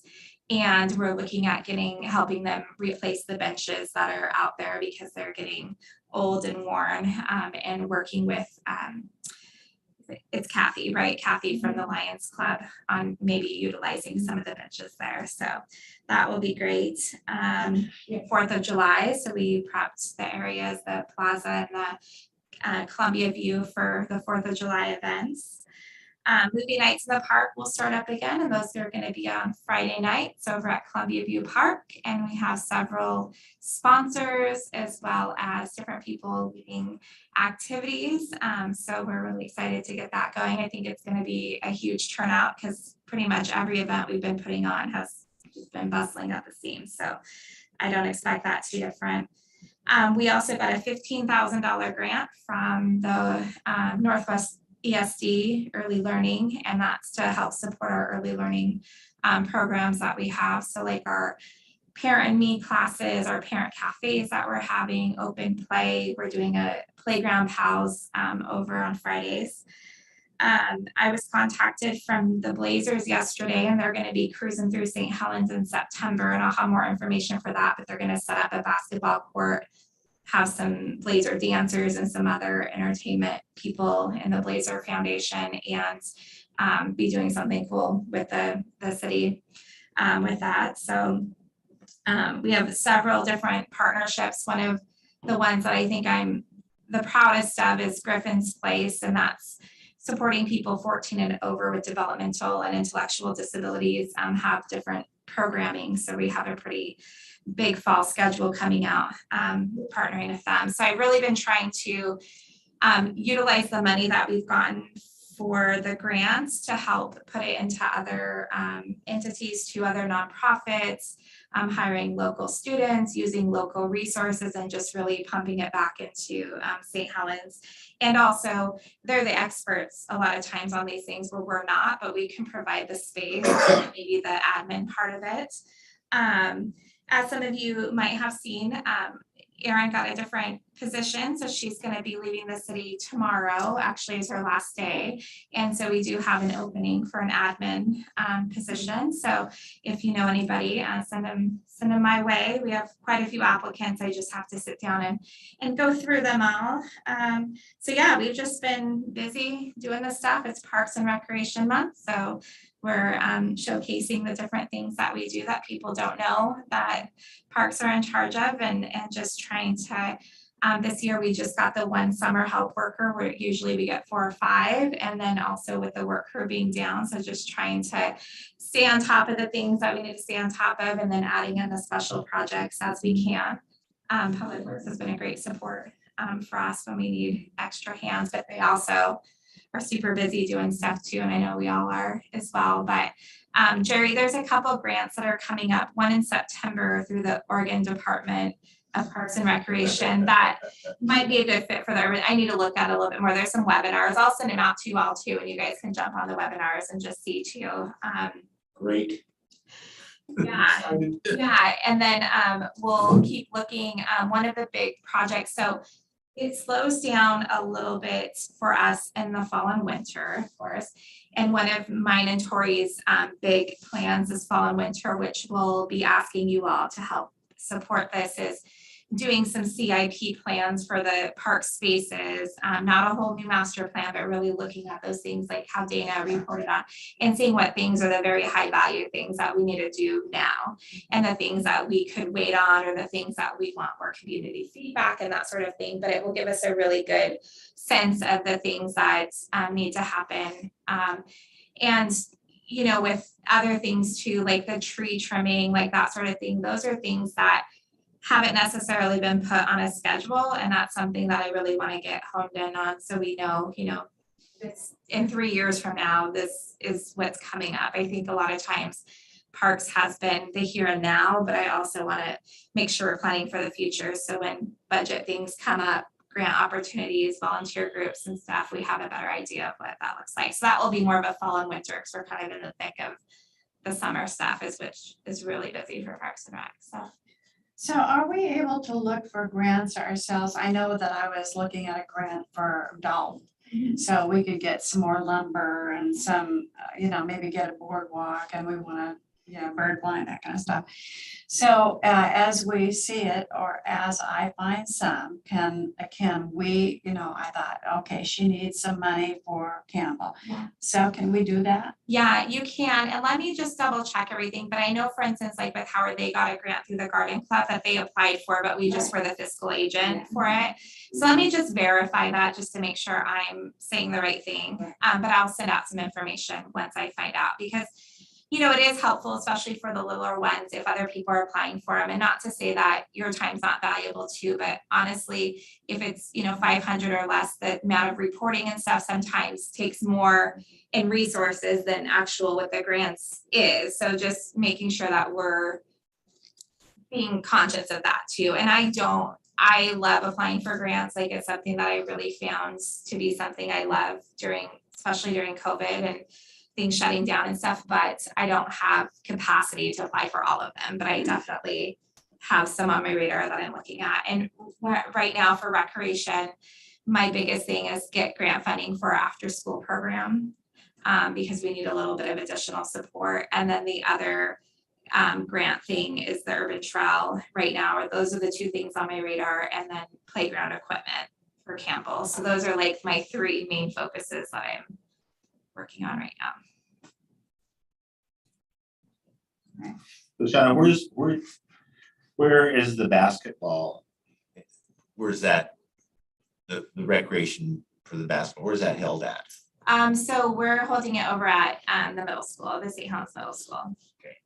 Does the school district, do they charge the city, or is it just kind of an agreement? No, so we have an intergovernmental agreement with them because they are our main partner, that they don't charge us to use the facilities. However, we provide all the custodial work for it. So we have to stay and clean up and mop and do all the things, but we also are vetted through the school district too as employees through them. So it's kind of this, so I have to provide a staff member there to do those things, to be able to use their spaces. And then vice versa, they use our spaces for free as well. I have a question. How is the recreation building being used? So the recreation building is, well, for all of our dance classes are held there. The first 2 weeks, so it's being used for anything that's like sports. We have our teen nights there, our tween nights there. We have summer camps held there too. So it's pretty much got something going on there daily. So when is teen night and what do they do? So teen night is the third, I think it's the third Friday. Actually, I think teen night was just last week. So teen night was on the 8th. So it's the second Friday. And that is ages 6th grade to 12th grade. And I actually contract out with a company called Vertex Gaming that's newer in town, and they are amazing. So they provide 5, I think it is, VR stations, you know, those like video game things.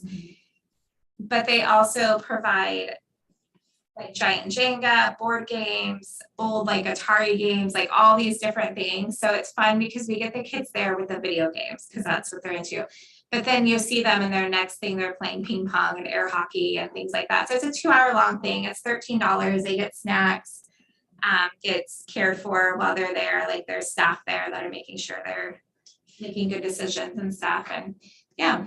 I was just thinking of, you know, it would be nice to be able to partner for parks with the St. Helens High School and kids that age, because if they volunteered even just a little bit during the summer, they could put that on for a resume for a job interview later, because I mean, it's hard for them to work out. I mean, they can't work until they're 16, Yeah. but it would be something. Yes, and I agree fully. We have a service camp that we do each year for that age group, and they, like last year, painted the t-ball fields benches and did some other things like that. I did just work with the counselor at the high school that if they volunteer, and I can't remember right this second, I apologize for not having this information, but so many hours, they get half a credit. And so that's really cool. But so my thing that's limiting right now is I have to develop these programs and make sure I have all the waivers and all that stuff. So I'm really hoping, well, I know like during fall and winter, that's my time to create these programs for next year so that we can go into summer and have these things. I mean, we can always ask for volunteers, but when we're asking teens to be dropped off with us, we have to have certain people who are in charge. They've been background. Yes. So there's some different, if their parents aren't staying, you know, like that sort of thing. And I this year developed a very soft launch, a CIT program, which is a counselor and training program, and it's ages 13 through 15, and they come help us with summer camps. And I just asked like 5 kids that I knew just to see how it'd go, so I can get their feedback, you know, because when you're bringing teens in with younger kids too, sometimes there can be some conflict there. So it's just, yeah, and it's worked out great. So next year I'm gonna launch a whole CIT thing, and it will be the same thing with volunteers too. Yeah, because all they need is a permission from their parent, and then we could give them a letter, you know, Yeah. saying that they work these hours at our Yeah. parks, and it can be from the city of St. Helens, and So they would need a waiver from the parent, and then any adult that's interacting them needs to go through background checks and Right, stuff. yeah, Those I- districts, yeah. if- Yeah, for sure, but it just, we, because we're the Sure. agency, I just wanna make sure I have it. Yeah, anytime, well, Dialed actually, in. I do already have a criminal background check from the ESD over there. Yeah, Yeah, so, Yeah, so just that sort of thing, but, and then there's also, like Brandon was saying about the Friends of Park for McCormick. I would love to do like adopt like certain areas of the park, and maybe your family for 6 months will adopt the Veterans Plaza. And then it's not such a big commitment, and then after 6 months, you hand it over to someone else and that sort of thing, so there's a lot of really great ideas out there that I wanna this fall and winter really dial in, so going into next spring and summer, we're ahead of the game for that. Question two, as I begin researching and making plans for the mural that Yeah. I hope to propose. Now, I intended on sponsoring some of the base materials and whatnot on behalf of myself and my business, but in regards to like community support or fundraising, you know, to the local community, because I think getting them involved in the whole creation process would be more successful for the end product. What are the guidelines, rules, or whatever in regards to like public fundraising? for So those? if you're public fundraising on behalf of the city of St. Helens and they'd make the checks out to the city of St. Helens, we have a donation form that we'd give you with our EIN number. So yeah, just, it'd be basically we're the fiscal sponsor of it. If it's through another group, which I will connect you with a few people that I know that, I know the person who did the skate park one, and I know she's interested in. But the Art Guild would be a good one, the Art Coalition, so there's some other ones that I think you could get fiscal support from. Yeah. You don't want me paying nothing, but I'll help you connect with people. I have some good artist friends. Yeah. Yeah, and also I know some high school teachers too that you can connect with, that could do, yeah. so, it looks like we're not having a counselor's report today. And the next item is discussion items. I'll try to keep this as brief as I can, because you were talking about community garden plots. I think we'll have an incredible brainstorm. We could talk more about it at the next meeting, and that is Civic Pride is so underdeveloped. Could that be a place for a community garden? We need to start looking to see if there's sunlight over there first of all. But if we're not having anything done, there's no signs, nothing. Maybe that would be a perfect place to get some use of the park for the people, is a community garden. So we can talk more about that at our next meeting. You were talking about trees that were down.